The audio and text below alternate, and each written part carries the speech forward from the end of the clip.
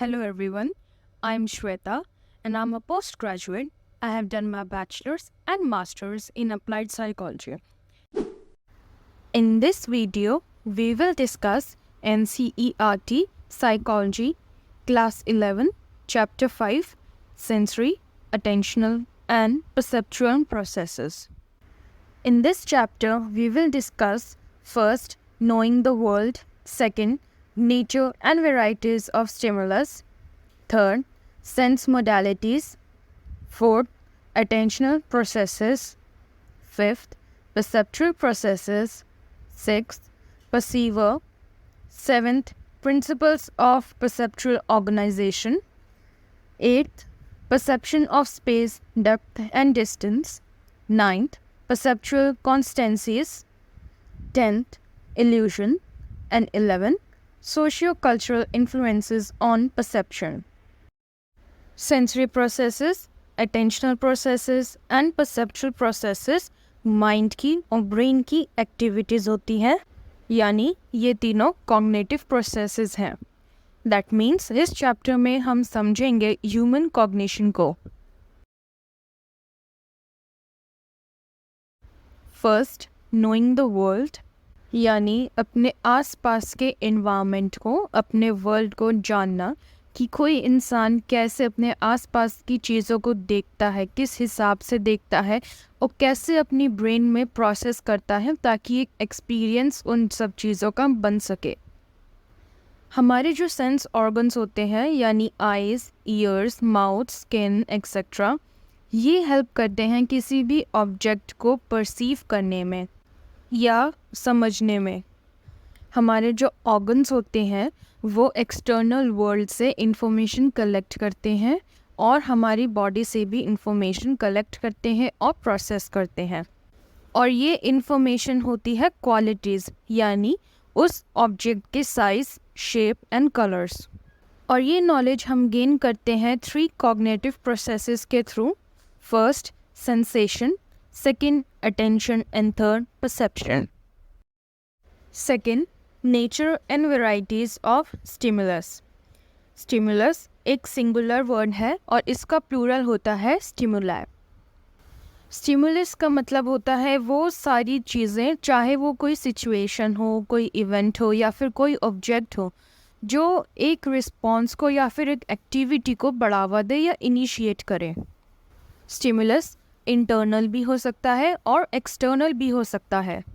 External stimulus में आ गए वो सारे इवेंट्स या सिचुएशन या फिर कोई ऑब्जेक्ट, और इंटरनल स्टिमुलस में आ गए hunger, thirsty and emotional states. और ये सारी इंफॉर्मेशन या फिर एक्टिविटीज़ कलेक्ट होती है through senses. There are 7 sense organs और इन सेंस ऑर्गन्स को कहते हैं first, sensory receptors and second, information gathering system. First, sensory receptors. Receptor का मतलब होता है रिसीव करना, यानी सेंस ऑर्गन्स रिसीव करते हैं इंफॉर्मेशन को, इसीलिए उनको कहते हैं sensory receptors. And second is information gathering system, because sense organs का काम होता है कोई भी इंफॉर्मेशन, चाहे वो इंटरनल हो या एक्सटर्नल हो, उनको गैदर करना या इकट्ठा करना, इसलिए उनको कहते हैं इंफॉर्मेशन गैदरिंग सिस्टम. इन 7 सेंस ऑर्गन्स में से 5 सेंस ऑर्गन्स एक्सटर्नल स्टिमुलस या एक्सटर्नल इंफॉर्मेशन को गैदर करते हैं, जो है eyes, ears, nose, tongue and skin. और बाकी के जो 2 हैं वो डीप सेंसेस कहते हैं, क्योंकि वो इंटरनल स्टिमुलस या इंटरनल इंफॉर्मेशन को गैदर करते हैं. इनको कहते हैं first, kinaesthetic and second, vestibular system. Kinaesthetic का काम होता है हमारे जो बॉडी पार्ट्स हैं उनकी मूवमेंट एंड पोजीशन की अवेयरनेस देना, और वेस्टिबुलर सिस्टम का काम होता है हमारे ओवरऑल बॉडी पॉस्चर की बैलेंस बनाना और उसकी अवेयरनेस देना, और ये हमारे ईयर में वेस्टिबुलर नर्व होता है, उसके थ्रू होता है. ये सारे 7 टाइप्स के सेंस ऑर्गन्स 10 डिफरेंट टाइप्स के स्टिमुलाई से इंफॉर्मेशन रिसीव करते हैं. Third is sense modalities. Modality का मतलब होता है मोड यानी ज़रिया, जो होते हैं हमारे सेंस ऑर्गन्स। और different sense organs different types की इंफॉर्मेशन को रिसीव करते हैं, इसीलिए हर एक सेंस ऑर्गन एक सेंस मोडालिटी है, यानी सेंसेशंस को रिसीव करने का मोड। सेंस ऑर्गन्स किसी भी स्टिमुलाई की फर्स्ट हैंड इंफॉर्मेशन यानी जो ओरिजिनल इंफॉर्मेशन है उसको कलेक्ट करते हैं। क्योंकि ये इंफॉर्मेशन सेंस ऑर्गन्स द्वारा रिसीव की जाती है, इसलिए इस इंफॉर्मेशन को सेंसेशन कहते हैं।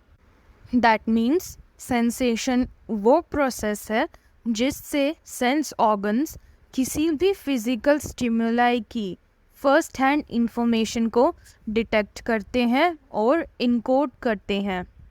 डिटेक्ट मतलब हो गया पता लगाना और इनकोड मतलब हो गया समझना।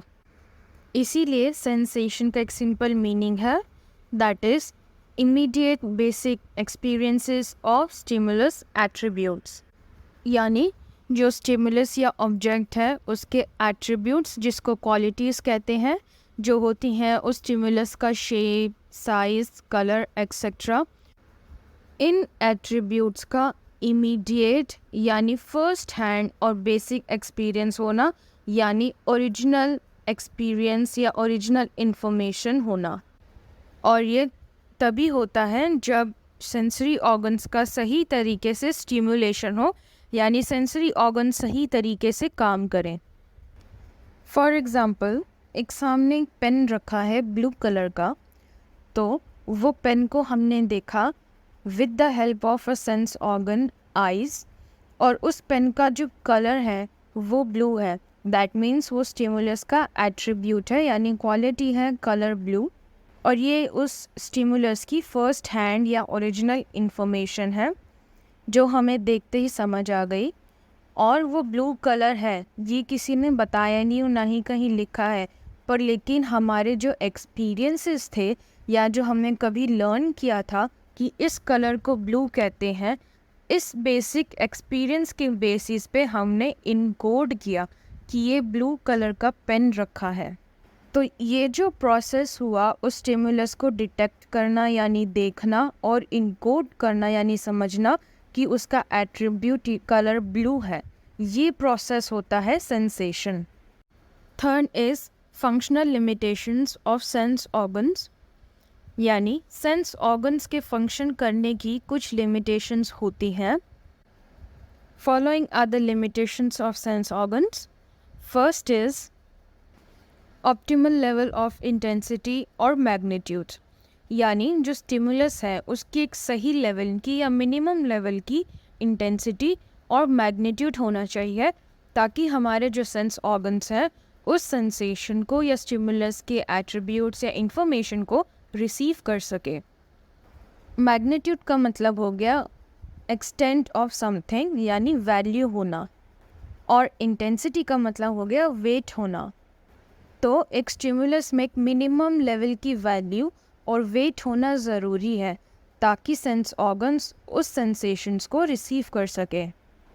There is a discipline called psychophysics जो स्टिमुलाई और सेंसेशन के बीच के रिलेशनशिप को स्टडी करता है। जब स्टिमुलाई में या स्टिमुलस में एक मिनिमम वैल्यू या वेट होता है तो वो एक्टिवेट करता है हमारे सेंसरी सिस्टम को, जिसको कहते हैं एब्सोल्यूट थ्रेशोल्ड या फिर एब्सोल्यूट लाइमन। थ्रेशोल्ड का मतलब होता है चौखट, जैसे घर के दरवाज़ों की एंट्रेंस पे चौखट होती है, जिससे ये पता लगता है कि अगर चौखट के एक तरफ पैर हो तो ये माना जाता है कि वो घर के अंदर है, और अगर दूसरी तरफ पैर हो तो ये माना जाता है कि घर के बाहर है। कहने का मतलब ये है घर के अंदर और बाहर होने के मिनिमम डिफरेंस या एक मिनिमम होती है थ्रेशोल्ड, जो ये डिसाइड करती है कि कोई इंसान घर के अंदर है या घर के बाहर है। वैसे ही स्टिमुलस की एक मिनिमम वैल्यू या वेट होती है जो ये डिसाइड करता है कि सेंसेशंस हमारे सेंस ऑर्गन्स तक पहुँचेगी या नहीं पहुँचेगी। Second limitations of sense organs function is जो एब्सोल्यूट थ्रेशोल्ड या एब्सोल्यूट लाइमन या एल होता है उसका कोई फिक्स्ड पॉइंट या फिक्स्ड वैल्यू नहीं होती है। बल्कि वो डिपेंड करता है इंडिविजुअल टू इंडिविजुअल कि एक इंडिविजुअल की कंडीशन कैसी है, उसकी सिचुएशन कैसी है, उसकी मोटिवेशनल स्टेट कैसी है। फॉर एग्ज़ाम्पल, एक पर्सन है, वो सफ़र कर रहा है फ्रॉम क्लिनिकल डिप्रेशन, तो डिप्रेशन में उसकी मोटिवेशन बहुत लो हो जाएगी और उसकी स्टेट हो जाएगी सैडनेस की। तो उसके आसपास के जो स्टिमुलस होंगे वो उनको इग्नोर करेगा, कंसीडर करेगा ही नहीं। चाहे फॉर एग्ज़ाम्पल कोई कितना ही ब्राइट या बड़ा स्टिमुलस उसके सामने हो, वो उसकी तरफ ध्यान ही नहीं देगा। Third limitation of sense organs function is, हर एक स्टिमुलाई पे ध्यान देना पॉसिबल नहीं है और हर एक स्टिमुलाई के बीच में डिफ्रेंशिएट करना भी पॉसिबल नहीं होता। किसी भी दो स्टिमुलाई को डिफ्रेंशिएट करने के लिए या उनको अलग समझने के लिए एक मिनिमम लेवल ऑफ डिफरेंस होना उन दोनों की वैल्यू में ज़रूरी होता है, और इस डिफरेंस को कहते हैं डिफरेंस थ्रेशोल्ड या डिफरेंस लाइमन। इसको जस्ट नोटिसेबल डिफरेंस भी कहते हैं। फॉर एग्ज़ाम्पल, टीवी की वॉल्यूम है, एक है 10 और एक है 12, तो 10 और 12 के बीच में बहुत माइन्यूट सा या बहुत मिनिमम सा डिफरेंस है, जो 10 को धीरे वॉल्यूम बनाता है और 12 को ज़्यादा वॉल्यूम बनाता है। यही हो गया डिफरेंस थ्रेशोल्ड या just noticeable difference. Fourth and last limitation is, किसी भी सेंस ऑर्गन या रिसेप्टर ऑर्गन में डिफेक्ट होना या डैमेज होना लीड कर सकता है या रिजल्ट कर सकता है थोड़े से या कंप्लीट लॉस ऑफ सेंसेशन में। यानी जब इन्फॉर्मेशन किसी स्टिमुलस से रिसीव होती है तो वो सेंस ऑर्गन्स में जाती है, और फिर सेंस ऑर्गन से जो न्यूरल पाथवे होता है, यानी जो नर्वस सिस्टम वगैरह हो गया, वहाँ से ट्रैवल करते हुए या कनेक्ट होते हुए ब्रेन के वेरियस पार्ट्स में जाती है in the form of electrical impulse. तो सेंस ऑर्गन्स या न्यूरल पाथवे में या नर्वस सिस्टम में या ब्रेन के किसी पार्ट में या सेंटर में डिफेक्ट या डैमेज होने की वजह से सेंसेशन या तो थोड़ी सी पहुंचेगी, यानी जो इन्फॉर्मेशन है स्टिमुलस की वो या तो थोड़ी सी पहुंचेगी या बिल्कुल भी नहीं पहुंच पाएगी।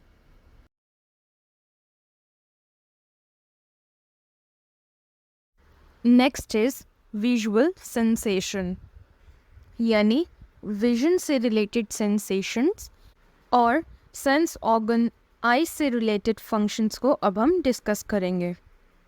विजुअल सेंसेशन में इन्वॉल्व होते हैं आइज़ और visual receptors. The optimal level of light required for our eyes is of wavelength from 380 nanometers till 780 nanometers. Next is the human eye. अब हम आई के पार्ट्स के बारे में डिस्कस करेंगे और उनके डिफरेंट फंक्शंस के बारे में भी डिस्कस करेंगे। ह्यूमन आई की 3 लेयर्स होती हैं। फर्स्ट, आउटर लेयर, जिसमें कॉर्निया और स्क्लेरा होता है। सेकंड, मिडल लेयर, जिसको कॉरॉइड कहते हैं। एंड थर्ड, इनर लेयर, जिसको रेटिना कहते हैं। रेटिना में 2 टाइप के फोटो रिसेप्टर्स होते हैं। First, rods and second, cones. और रेटिना में नेटवर्क ऑफ न्यूरॉन्स भी होता है। जैसे कैमरा में लेंस होता है, वैसे ही आइज़ में भी लेंस होते हैं, जो आई को 2 चैम्बर्स में डिवाइड करता है। पहला aqueous chamber and second vitreous chamber. First is aqueous chamber, और ये होता है आई की आउटर लेयर कॉर्निया और लेंस के बीच में। एक्विस चैम्बर बहुत स्मॉल साइज़ का होता है और इसमें फिल्ड होता है वाटर लाइक सब्सटेंस, जिसको एक्विस ह्यूमर कहते हैं। सेकंड इज विट्रियस चैम्बर, ये होता है आई की इनर लेयर रेटिना और लेंस के बीच में।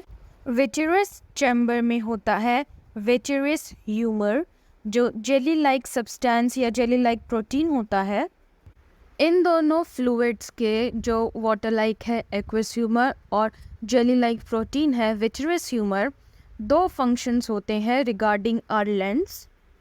सबसे पहला, ये दोनों फ्लूइड हमारी लेंस को एक प्रॉपर शेप में और एक सही जगह पर होल्ड करके रखते हैं। सेकेंडली, ये दोनों लेंस की एकोमोडेशन प्रोसेस में या एकोमोडेशन अकरेंस में हेल्प करते हैं। एकोमोडेशन का मतलब होता है वो प्रोसेस जिसमें जो हमारा लेंस है वो अपना शेप चेंज करता है ताकि वो ऑब्जेक्ट्स पे फोकस कर सके अलग अलग डिस्टेंसेस पर। एकोमोडेशन प्रोसेस में हेल्प करता है सिलरी मसल्स जो लेंस के साथ अटैच्ड होते हैं।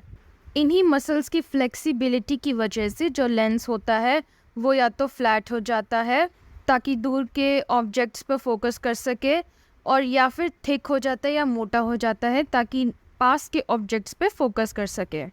अभी तक ह्यूमन आई में हमने डिस्कस किया first 3 layers of human I and second lens, और इन लेंस के चेम्बर्स और इनके क्या क्या फंक्शन हैं और कैसे लेंस ऑब्जेक्ट्स को डिस्टेंस पे चाहे पास के हो या दूर के हो उन पे फोकस करता है। Third function of human I is controlling different amount of lights. ये होता है आइरिस का फंक्शन। आइरिस होता है आई की आउटर लेयर कॉर्निया और लेंस के बीच में। ये हेल्प करता है प्यूपिल को या तो डायलेट करने के लिए या कॉन्ट्रैक्ट करने के लिए ताकि सही अमाउंट की लाइट एंटर हो इन द आई। प्यूपिल डायलेट तब होता है जब लाइट कम होती है और कॉन्ट्रैक्ट तब होता है जब लाइट बहुत ब्राइट होती है। डायलेट का मतलब होता है बड़ा होना, कॉन्ट्रैक्ट का मतलब होता है साइज में कम होना या डिक्रीज होना। Fourthly, now we will discuss about retina, the inner layer of the eye. Retina में 2 टाइप के फोटो रिसेप्टर्स होते हैं, first rods and second cones. और रेटिना में न्यूरल बंडल भी होता है। रॉड्स रिलेटेड होते हैं नाइट विजन से यानी स्कोटॉपिक विजन से। रोड्स काम करते हैं लो इंटेंसिटी ऑफ लाइट में और इसकी वजह से हमें कलरलेस विजन होता है यानी achromatic vision, whereas cones rods के ऑपोजिट हैं। ये काम करते हैं डे लाइट में यानी फोटोटॉपिक विजन पे और ऑपरेट करते हैं हाई लेवल ऑफ इल्यूमिनेशन में, और ये लीड करते हैं क्रोमेटिक यानी कलरफुल विजन में।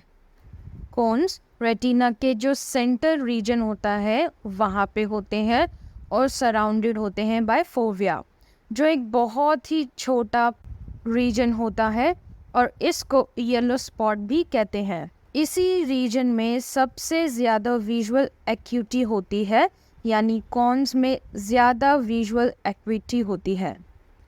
रेटिना में होते हैं फर्स्ट फोटोरिसेप्टर्स जो होते हैं rods and cones, and secondly neural bundle होता है जो बनाता है ऑप्टिक नर्व को, और ऑप्टिक नर्व ब्रेन तक जाती है। इन समरी, ह्यूमन आई के फॉलोइंग पार्ट्स होते हैं, फर्स्ट 3 लेयर्स ऑफ ह्यूमन आई जिसमें फर्स्ट लेयर होती है आउटर लेयर जिसमें होता है कॉर्निया और स्क्लेरा, सेकेंड लेयर होती है मिडल लेयर जिसमें होता है कॉरॉइड, और थर्ड लेयर होती है इनर लेयर जिसमें होता है रेटिना, और रेटिना में होते हैं फोटोरिसेप्टर्स और न्यूरॉन के नेटवर्क का बंडल। सेकेंडली, ह्यूमन आई में होते हैं लेंस, और लेंस 2 चैम्बर में डिवाइडेड है, एक्वस एंड विट्रस।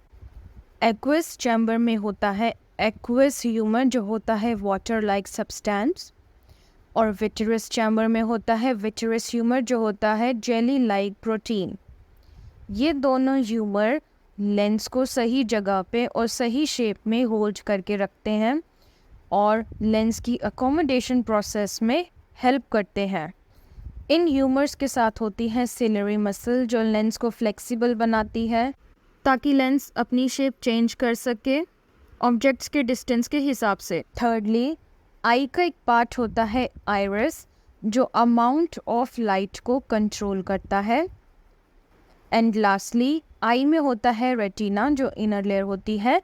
इसका 2 काम होते हैं, सबसे पहले फोटोरिसेप्टर्स होते हैं इसमें, और सेकेंडली इसमें होती है bundle of axons of a cell. Photo receptors दो टाइप के होते हैं, rods and cones. Rods night vision में काम करता है और बहुत कम लाइट में काम करता है, इसलिए उसमें कलरलेस विजन होता है। कॉन्स डे लाइट में काम करता है, इसलिए उसमें कलरफुल विजन होता है। और रेटिना का जो सेकंड फंक्शन है that is bundle of axon network, वो फॉर्म करता है ऑप्टिक नर्व को जो जाता है ब्रेन तक। Next is working of the eye. अब हम डिस्कस करेंगे कि कोई भी इमेज हमारी आई में कैसे फॉर्म होती है और कैसे ब्रेन तक पहुंचती है। सबसे पहले लाइट कंजक्टिवा, कॉर्निया और प्यूपिल में जाती है और इनसे पास होने के बाद लाइट लेंस में पहुंचती है और फिर लेंस के ज़रिए रेटिना में पहुंचती है और रेटिना में इन्वर्टेड इमेज या फिर उस ऑब्जेक्ट या स्टिमुलस की उल्टी इमेज फॉर्म होती है। रेटिना दो हाफ्स में डिवाइडेड है, first nasal half and second temporal half. Nasal half nose की तरफ होता है और टेम्पोरल हाफ टेम्पल की तरफ होता है। टेम्पल वो हमारे लोअर फोरहेड का पार्ट है जो आईज और आईब्रो के पास में या बगल में साथ में होता है। इन दोनों nasal half and temporal half का जो सेंटर होता है या मिड पॉइंट होता है वो होता है फोविया। जब लाइट हमारी राइट साइड से आती है तो हमारी दोनों आँखों का जो लेफ़्ट वाला पार्ट है वो स्टिमुलेट होता है यानी एक्टिवेट हो जाता है। दैट मीन्स जब हमारे राइट साइड से लाइट आती है तो हमारी राइट आई का नेज़ल हाफ और लेफ़्ट आई का टेम्पोरल हाफ ये एक्टिवेट हो जाता है। वेयरएज जब लाइट लेफ़्ट साइड से आती है तो हमारी दोनों आँखों का जो राइट वाला हाफ है वो एक्टिवेट होता है। दैट मीन्स हमारी लेफ़्ट आई का नेज़ल हाफ और राइट आई का टेम्पोरल हाफ ये एक्टिवेट होता है जब लेफ़्ट साइड से लाइट आती है। इसके बाद जो इम्पल्स फॉर्म हुई है यानी जो विजुअल इमेज बनी है वो जाती है ब्रेन के ऑसिपिटल लोब के विजुअल कॉर्टेक्स में in the form of neural impulse जो ट्रैवल करती है थ्रू ऑप्टिक नर्व। और जो इमेज इन्वर्ट होती है यानी उल्टी होती है वो सीधी हो जाती है और प्रोसेस होती है इन द ब्रेन। प्रोसेस का मतलब है जो हमारे पुराने एक्सपीरियंसेस या हमारी जो भी लर्निंग है उसके साथ जो नई इन्फॉर्मेशन है यानी इमेज की वो मिक्स हो जाती है या मिल जाती है। रेटिना के जिस पार्ट से ऑप्टिक नर्व लीव करता है या निकलता है उस एरिया में ना ही फोटो रिसेप्टर्स होते हैं और ना ही विजन से रिलेटेड कोई भी एक्टिविटी होती है, यानी वो एरिया विजुअल सेंसिटिव नहीं होता है, इसीलिए उस एरिया को ब्लाइंड स्पॉट कहते हैं। इन समरी जैसे ही लाइट का एब्सोल्यूट थ्रेशोल्ड अचीव होता है तो वो हमारे आई में कंजक्टिवा, कॉर्निया और प्यूपिल के थ्रू लेंस में पहुंचती है। सेकेंडली लेंस के थ्रू रेटिना में पहुंचती है और रेटिना में वो इमेज उल्टी हो जाती है यानी इन्वर्टेड हो जाती है। रेटिना दो पार्ट्स में डिवाइडेड है, nasal half and temporal half. और लाइट जब राइट साइड से आती है तो हमारी दोनों आँखों का जो लेफ़्ट हाफ है वो स्टिमुलेट हो जाता है यानी एक्टिवेट हो जाता है। और जब लेफ़्ट साइड से लाइट आती है तो हमारी दोनों आँखों का जो राइट हाफ है वो एक्टिवेट होता है। Then lastly and thirdly light neural impulse के फॉर्म में ऑप्टिक नर्व्स के थ्रू ऑसिपिटल लोब के पार्ट विजुअल कॉर्टेक्स में पहुंचती है और सीधी हो जाती है और प्रोसेस्ड होती है। और ऑप्टिक नर्व जिस रास्ते या जिस पैथवे से जाता है उस पैथवे को ब्लाइंड स्पॉट कहते हैं क्योंकि वहाँ ना फोटो रिसेप्टर्स होते हैं और ना ही विजन से रिलेटेड कोई भी इंफॉर्मेशन या एक्टिविटी होती है, इसलिए वो एरिया विजन सेंसिटिव नहीं होता।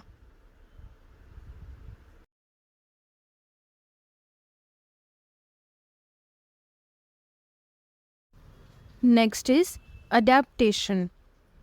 इसमें हम डिस्कस करेंगे विजुअल अडेप्टेशन को, यानी उस प्रोसेस को जिसमें हमारी eyes different intensities of light में एडजस्ट करती है। यानी डिम लाइट में और ब्राइट लाइट में हमारी आइज़ कैसे एडजस्ट करती हैं, हम इसको समझेंगे। दो टाइप की विजुअल अडेप्टेशंस होती हैं, first light adaptation and second dark adaptation. First light adaptation, जब हम अंधेरे से या कम रोशनी से या डिम लाइट से ब्राइट लाइट में जाते हैं तब होता है light adaptation. And second dark adaptation, जब हम ब्राइट लाइट से डिम लाइट में या अंधेरे में आते हैं तब होता है डार्क अडेप्टेशन। लाइट अडेप्टेशन में 1 मिनट या 2 मिनट्स ही लगते हैं और डार्क अडेप्टेशन में आधा घंटा या उससे ज़्यादा भी लग सकता है। ये लाइट एंड डार्क अडेप्टेशन अकर होता है because of photochemical process. Retina के जो 2 फोटो रिसेप्टर्स है, रोड्स एंड कॉन्स, उनमें ये फोटोसेंसिटिव केमिकल सब्सटेंस होता है। रोड्स वाले को कहते हैं रोडोप्सिन और कॉन्स वाले को कहते हैं आयोडोप्सिन। रोड्स होते हैं रिसेप्टर्स ऑफ नाइट विजन और कॉन्स होते हैं receptors of day light vision. जैसे ही लाइट रोड्स पे पड़ती है तो रोड्स में जो मौजूद होता है chemical substance that is rhodopsin, वो ब्रेक डाउन होने लगता है और इस केमिकल के ब्रेक डाउन होने की वजह से ही लाइट अडेप्टेशन होती है। और जैसे ही लाइट हट जाती है यानी डार्क अडेप्टेशन होता है, तो यही जो केमिकल्स थे जो ब्रेक डाउन हो गए वो रीजनरेट होने लगते हैं या रिस्टोर होने लगते हैं with the help of vitamin A. यानी जब लाइट अडेप्टेशन होती है यानी हम डार्क से लाइट में जाते हैं तो रोडोप्सिन ब्रेक डाउन होने लगता है यानी छोटे छोटे पार्ट्स में डिवाइड हो जाता है। और जब हम डार्क अडेप्टेशन में आते हैं यानी जब डार्क में आते हैं, लाइट हट जाती है, तो रोडोप्सिन वापस अपनी ओरिजिनल फॉर्म में रिस्टोर होने लगता है with the help of vitamin A. इसीलिए डार्क अडेप्टेशन में टाइम लगता है और ये टाइम कंज्यूमिंग होता है। जब विटामिन ए की डेफिशिएंसी होगी तो डार्क अडेप्टेशन होने में या तो दिक्कत होगी या बिल्कुल नहीं हो पाएगी। इसीलिए लोगों को नाइट ब्लाइंडनेस होती है यानी अंधेरे में चलने फिरने में दिक्कत। Next is colour vision. Colours हमारे सेंसरी एक्सपीरियंस का साइकोलॉजिकल प्रॉपर्टी होती है और ये तब फॉर्म होती है जब ब्रेन एक्सटर्नल वर्ल्ड की इंफॉर्मेशन को इंटरप्रेट करता है। फॉर एग्ज़ाम्पल, जब हमने एक ट्री की इमेज देखी, वो हमारी आई ने यानी हमारे सेंस ऑर्गन ने रिसीव की और फिर ऑप्टिक नर्व के थ्रू वो इमेज हमारे ब्रेन में पहुंची और ये हो गया सेंसरी एक्सपीरियंस। पर जब वो हमारे ब्रेन में पहुंची तो हमारी जो पुरानी लर्निंग थी या एक्सपीरियंसेस थे, उसके बेसिस पे हमने उस सेंसरी एक्सपीरियंस की या उस इमेज की एक कैटेगरी या प्रॉपर्टी बना ली कि ट्री में होते हैं ब्राउन कलर और green colour.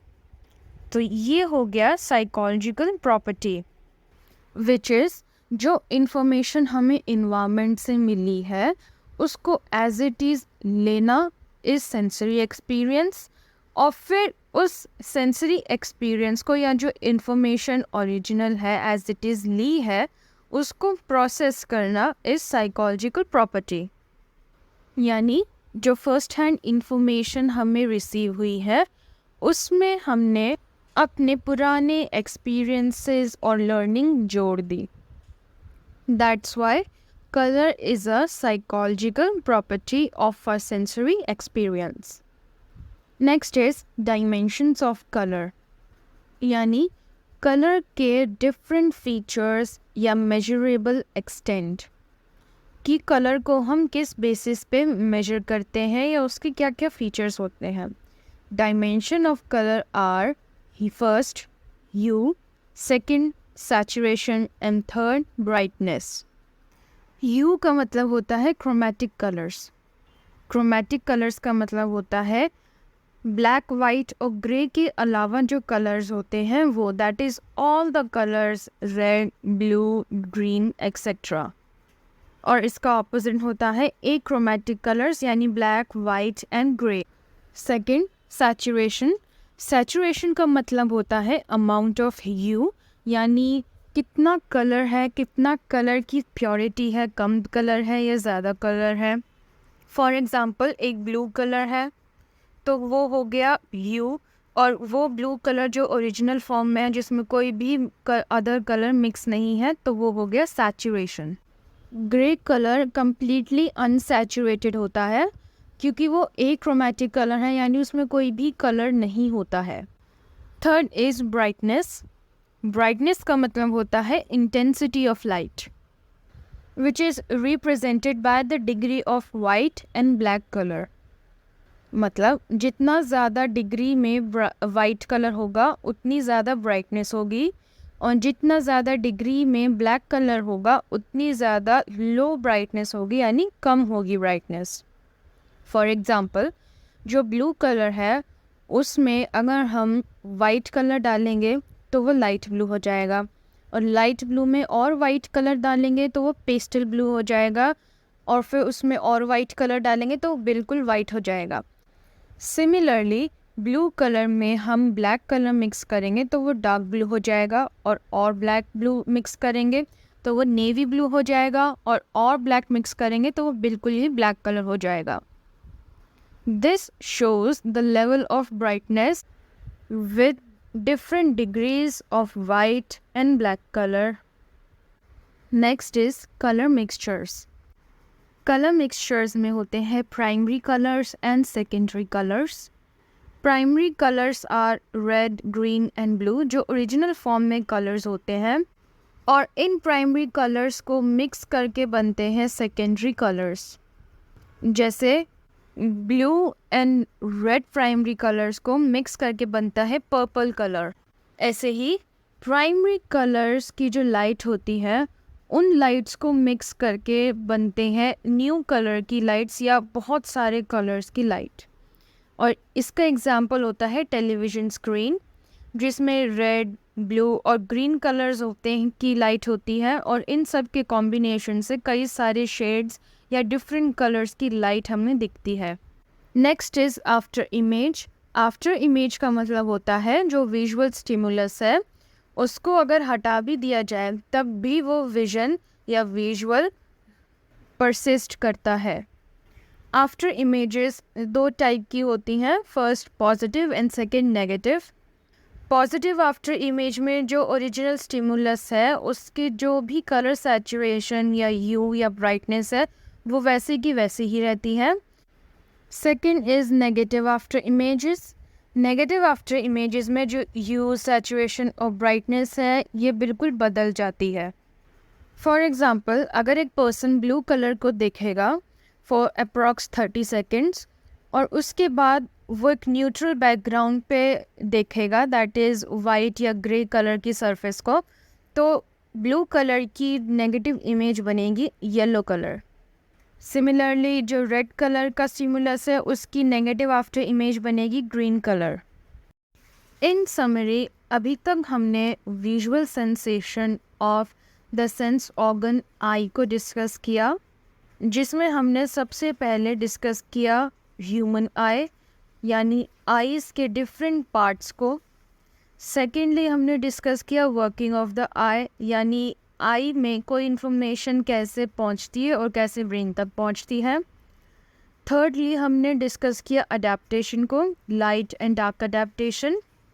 Fourthly we discuss the colour vision कि कलर क्या होता है, और fifthly we discuss the dimensions of the colours that is hue, saturation and brightness.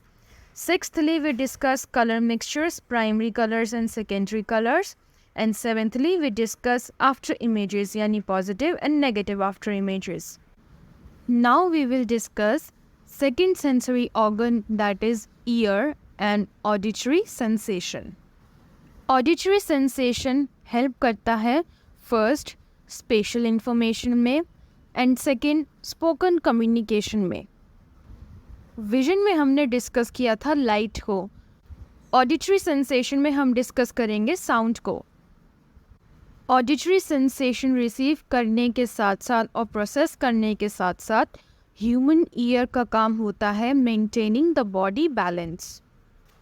Human ear 3 segments या 3 पार्ट्स में डिवाइडेड है। First external ear, second middle ear and third inner ear. First external ear.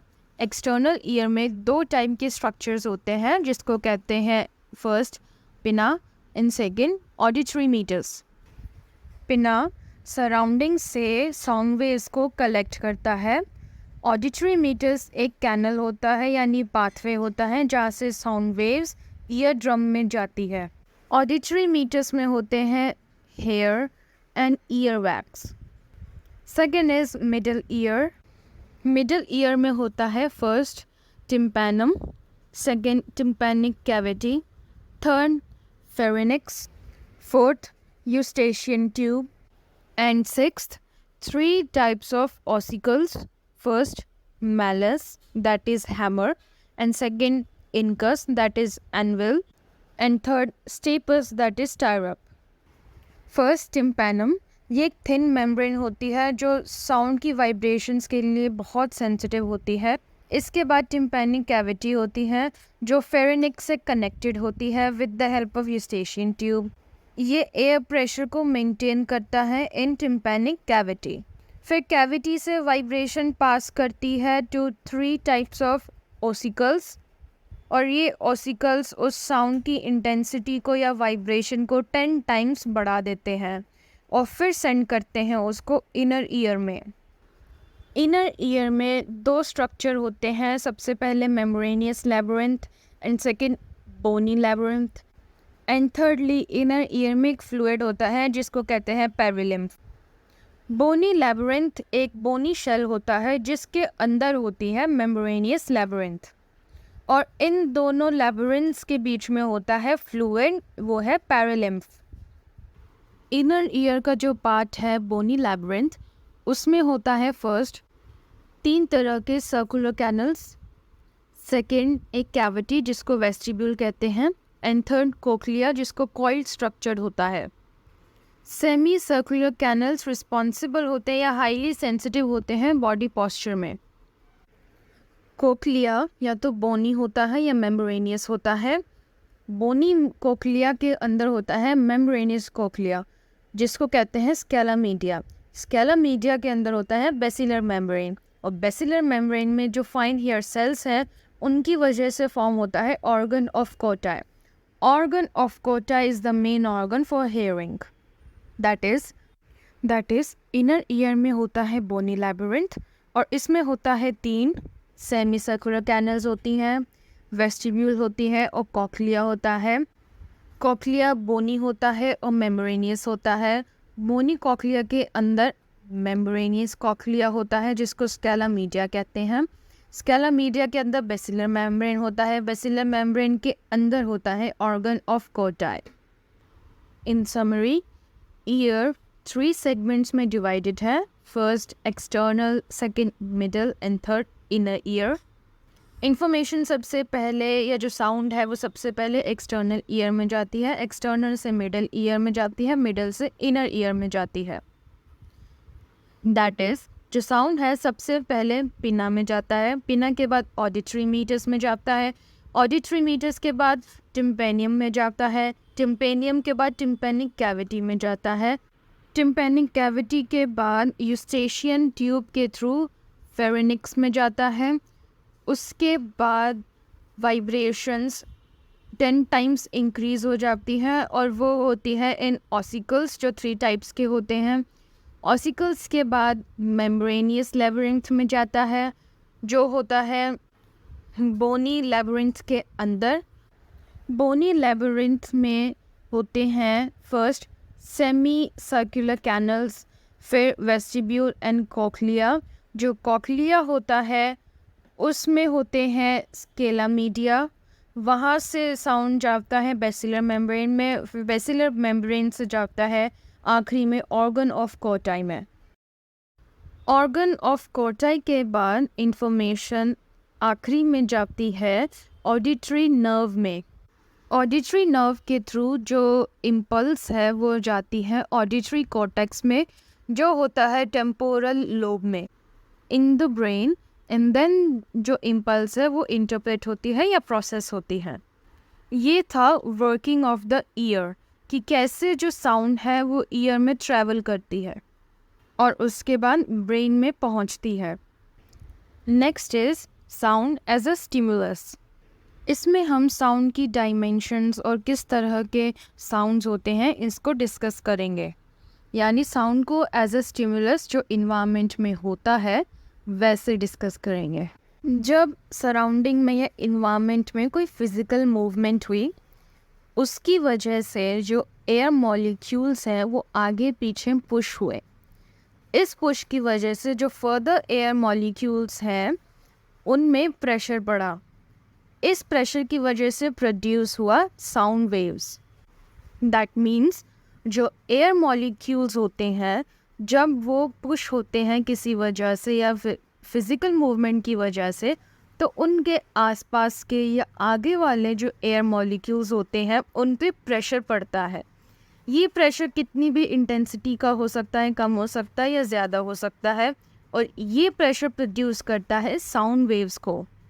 That means जो sound waves है उनकी intensity कम हो सकती है, ज़्यादा हो सकती है या मीडियम हो सकती है, based on the pressure formed because of the previous air molecules on the next air molecules. Sound waves vary करती है on the basis of amplitude and wavelength. Amplitude का मतलब हो गया amount of change in the pressure, यानी जो air molecules की वजह से pressure बना, जिसकी वजह से sound wave बनी, तो वो जो pressure है उसमें कितना change है, that means कम है, ज़्यादा है या normal है। Basically the loudness of the voice या sound. Second is wavelength. Wavelength होता है जो sound waves बनी because of the pressure of the air molecules, उस sound wave का जो length है वो। Sound waves बनती है because of compression and decompression of air molecules and repetition of compression and decompression of air molecules makes a sound. तो जो एक साइकिल होती है ऑफ कंप्रेशन एंड डीकम्प्रेशन, उस साइकिल की लेंथ को कहते हैं वेव लेंथ। और ये cycle of compression and decompression कितनी बार रिपीट हो रही है इन 1 सेकेंड, इसको कहते हैं फ्रीक्वेंसी। साउंड की 3 साइकोलॉजिकल डायमेंशंस हैं। First loudness, second pitch and third timber. First loudness.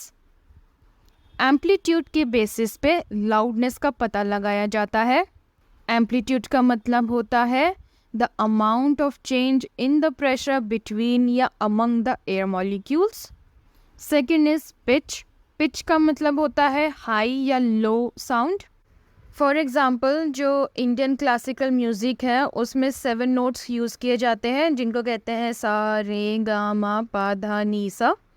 ये 7 नोट्स प्रेजेंट करते हैं increase in the pitch.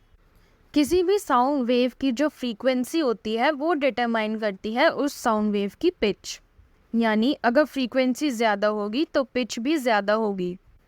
Third is timber. Timber का मतलब होता है नेचर या quality of sound. For example एक कार इंजन का साउंड, एक इंसान के बोलने का साउंड, ये दोनों साउंड अपनी क्वालिटी में और नेचर में अलग है। इन समरी, ऑडिटरी सेंसेशन रिसीव होती है with the sense organ year. तो हमने सबसे पहले डिस्कस किया ह्यूमन ईयर को कि ह्यूमन ईयर के कितने पार्ट होते हैं। ह्यूमन ईयर के 3 पार्ट होते हैं जिनके ज़रिए जो साउंड वेव है वो ट्रैवल करती है एंड देन फाइनली इम्पल्स में फॉर्म होके ऑडिटरी कॉर्टेक्स में जाती है। देन हमने डिस्कस किया साउंड को एज अ स्टिमुलस, जिसमें हमने amplitude, wavelength, frequency, loudness, pitch, timber को डिस्क्राइब किया। अभी तक हमने सेंस मोडालिटीज़ में 2 टाइप की सेंसेशंस, विजुअल एंड ऑडिटरी को समझा। अब हम बाकी की 5 सेंस मोडालिटीज़ को समझेंगे। First is smell. जो एयर में मॉलिक्यूल्स होते हैं उनकी वजह से स्मेल सेंसेशन होती है। और जो सेंस ऑर्गन है वो होता है nose. These molecules enter the nasal passage और ये डिज़ोल्व होते हैं in the moist nasal tissues में। फिर ये कांटेक्ट में आते हैं with the receptor cells. Second is taste. Taste के जो सेंसरी रिसेप्टर्स है वो हमारी टंग के ऊपर होते हैं, जिनको कहते हैं पैपिले, जिसमें टेस्ट बर्ड्स होते हैं। और इन टेस्ट बर्ड्स की वजह से people can distinguish between number of flavours. Third is touch and other skin senses. Skin एक सेंसरी ऑर्गन है जो प्रोड्यूस करता है sensations of touch, warmth, cold and pain. और जो इस सेंसरी के रिसेप्टर्स हैं वो हमारी स्किन में ही होते हैं, पर ये इवनली डिस्ट्रीब्यूटेड नहीं होते हैं। इस वजह से कुछ कुछ एरिया जो होता है हमारी बॉडी का वो ज़्यादा सेंसिटिव होता है। फॉर एग्ज़ाम्पल जो फेस है वो लेग से ज़्यादा सेंसिटिव एरिया है। Fourth is kinaesthetic system. Kinaesthetic system के जो रिसेप्टर्स होते हैं वो होते हैं जॉइंट्स में, लिगामेंट्स में एंड मसल्स में। ये जो काइनेस्थेटिक सिस्टम होता है ये हमें इंफॉर्मेशन देता है कि हमारे बॉडी पार्ट्स किस लोकेशन में है और कैसे रिलेट करते हैं एक दूसरे से, और हमें हेल्प भी करता है सिंपल टास्क्स परफॉर्म करने में और कॉम्प्लेक्स टास्क्स परफॉर्म करने में भी। हमारा जो विजुअल सिस्टम होता है वो हेल्प करता है in the kinaesthetic system. Fifth and last is vestibular system. ये सिस्टम हमें इंफॉर्मेशन देता है हमारी बॉडी पोजीशन, मूवमेंट और एक्सेलरेशन से रिलेटेड, ताकि हम अपनी बॉडी का एक बैलेंस बना सकें या मेंटेन कर सकें। इसका जो सेंसरी ऑर्गन है वो इनर ईयर में होता है, जो होता है फर्स्ट वेस्टिब्युलर सैक्स, जो हमें बताता है बॉडी पोजीशन के बारे में। सेकंड सेमी सर्कुलर कैनल्स, जो हमें इन्फॉर्म करता है about the movement and acceleration about the body. Out of 3 cognitive processes, we have discussed first cognitive process, that is sensation. Now we will discuss the second cognitive process, that is attention. Attention का मतलब होता है selection, alertness, concentration and search of the stimuli. These are also properties of attention. First, selection. Second, alertness. Third, concentration. And fourth, search. First, selection. Selection का मतलब होता है वो process जिसमें एक इंडिविजुअल एक सर्टेन स्टिमुलाई को सिलेक्ट करता है अमंग वेरियस अदर स्टिमुलाई। यानी कई सारी स्टिमुलाई में से कुछ सर्टेन या कोई एक सर्टेन स्टिमुलस को सिलेक्ट करना is selection. Second, alertness. Alertness का मतलब होता है अवेयर रहना और रेडी रहना to deal with the stimuli. यानी जो भी स्टिमुलाई आपके सामने आ रहा है या कोई सिचुएशन ऐसी आ रही है उसके साथ डील करने के लिए रेडी रहना इज़ अलर्टनेस। फॉर एग्ज़ाम्पल, जब एक रेस होती है तो उसमें जो भी पार्टिसिपेंट्स होते हैं ऑन द स्टार्टिंग लाइन वो एक अलर्ट स्टेट में होते हैं क्योंकि वो इंतज़ार करते हैं for the whistle to blow. Third is concentration. Concentration का मतलब होता है किसी एक स्पेसिफिक ऑब्जेक्ट पे फोकस करना और उसके अलावा जो भी ऑब्जेक्ट्स या स्टिमुलाई है उनको हटा देना, उन पे फोकस नहीं करना, उनको इग्नोर करना for the moment. For example, classroom में जब स्टूडेंट्स कॉन्सेंट्रेट करते हैं अपने टीचर्स के लेक्चर पे, देन दे अवॉइड और ignore all sorts of noises. Fourth and last is search. Search का मतलब होता है कई सारे ऑब्जेक्ट्स या स्टिमुलाई से किसी पर्टिकुलर या स्पेसिफिक ऑब्जेक्ट या स्टिमुलाई को ढूंढना। सर्च करने में एफर्ट्स लगते हैं ऑफ द पर्सन, इसीलिए अटेंशन को एफर्ट एलोकेशन भी कहते हैं। फोकस मतलब किसी स्पेसिफिक ऑब्जेक्ट या इवेंट या पॉइंट पे अवेयरनेस को सेंटर करना। Second is fringe. फ्रिंज का मतलब होता है जब फोकस या सेंटर ऑफ अवेयरनेस जो एक ऑब्जेक्ट या इवेंट है उससे बहुत दूर हो और इस वजह से उस ऑब्जेक्ट या स्टिमुलस के बारे में वेगली या धुंधले तरीके से अवेयर होना। दैट मीन्स फोकस मतलब होता है किसी पर्टिकुलर ऑब्जेक्ट या इवेंट पे अच्छे तरीके से अवेयरनेस को सेंटर करना। Second is fringe. फ्रिंज का मतलब होता है जो सेंटर ऑफ फोकस या सेंटर ऑफ अवेयरनेस है वो एक पर्टिकुलर ऑब्जेक्ट से बहुत दूर होना, विच लीड्स टू वेगनेस। मतलब जो अवेयरनेस है वो बहुत ब्लर होना, धुंधली होना और अनक्लियर होना। अटेंशन को बेसिकली 2 टाइप्स में डिवाइड किया गया है। First selective attention and second sustained attention. Apart from this there is also divided attention. Divided attention मतलब होता है एक टाइम पे कई सारे ऑब्जेक्ट या स्टिमुलाई पर एक साथ अटेंशन पे करना, यानी जो अटेंशन है वो डिवाइड हो गई अमंग डिफरेंट और वेरियस स्टिमुलाई। फॉर एग्जाम्पल गाड़ी चलाते वक्त जो इंडिविजुअल ड्राइव कर रहा होता है उसका अटेंशन होता है रोड पर, डायरेक्शंस पर, और फ़ोन पे बात कर रहा है तो फ़ोन पर भी, यानी एक टाइम पे वो कई जगह उसकी अटेंशन डिवाइडेड है। Second is selective attention. Selectively attention करना यानी किसी स्पेसिफिक या कुछ लिमिटेड ऑब्जेक्ट्स या स्टिमुलाई पर ही अटेंशन देना। अब इतने सारे ऑब्जेक्ट्स और स्टिमुलाई में से वो सिलेक्टेड ऑब्जेक्ट जिस पे अटेंशन करना है या फोकस करना है वो कैसे चूज़ करते हैं। This depends on following 2 types of factors. First external and second internal. External factors is basically features of the stimuli, कि वो स्टिमुलाई का साइज़ कितना है, इंटेंसिटी कितनी है, मोशन में है यानी चल रहा है या नहीं चल रहा है, वो स्टिमुलाई लार्ज है, वो स्टिमुलाई ब्राइट है, etcetera. Second internal factors. Internal factors वो फैक्टर्स होते हैं जो एक इंडिविजुअल के अंदर होते हैं, that is within the individual. Internal factors 2 types के होते हैं। First motivational factors and second cognitive factors. Motivational factors मतलब बायोलॉजिकल या सोशल नीड्स यानी thirst, hunger, etcetera. Second is cognitive factors. Cognitive factors में इंक्लूड होता है first interest, second attitude and third preparatory set. Interest मतलब कि अगर जो स्टिमुलाई है वो इंटरेस्टिंग लग रहा है या नहीं तो हम उस पर ज़्यादा अटेंशन पे करेंगे। प्रिपरेटरी सेट का मतलब हो गया कि जो सामने स्टिमुलाई है उसको लेके हम कितने रेडी हैं या कितने प्रिपेयर हैं। सिलेक्टिव अटेंशन की 3 मेन थ्योरीज हैं। First filter theory, second filter attenuation theory and third multimode theory. First filter theory. Filter theory developed की ब्रॉडबेंट ने in 1956.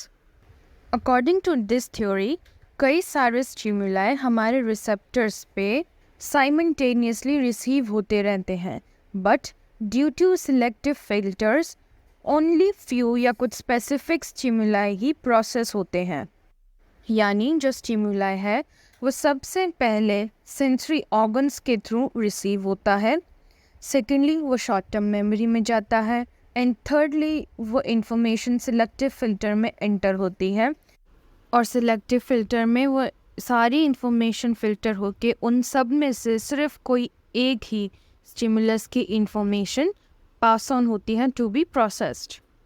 इसीलिए हम सिर्फ स्पेसिफिक स्टिमुलस के बारे में ही अवेयर रहते हैं और वो भी वो स्टिमुलस जो सिलेक्टिव फ़िल्टर के थ्रू पास हुआ है। Second theory is filter attenuation theory developed by Treisman in 1962। Filter attenuation theory Broadbent की फ़िल्टर थ्योरी का एक्सटेंशन है। एटीन्यूएशन का मतलब होता है वीक हो जाना in the strength, that means जो इन्फॉर्मेशन फ़िल्टर होती है उनमें से सारी इन्फॉर्मेशन वीक हो जाती है और कुछ स्पेसिफिक इन्फॉर्मेशन ही है जो प्रोसेस होती है जो वीक नहीं होती, और जो इन्फॉर्मेशन वीक नहीं होती यानी एटेन्यूएट नहीं होती उसी पर ही वी फोकस और उसको ही कहेंगे selective attention. Third is multi mode theory developed by Johnston and Heinz in 1978। According to this theory जो स्टिमुलस सिलेक्ट होता है फॉर अटेंशन वो सिलेक्ट होता है on the basis of 3 stages.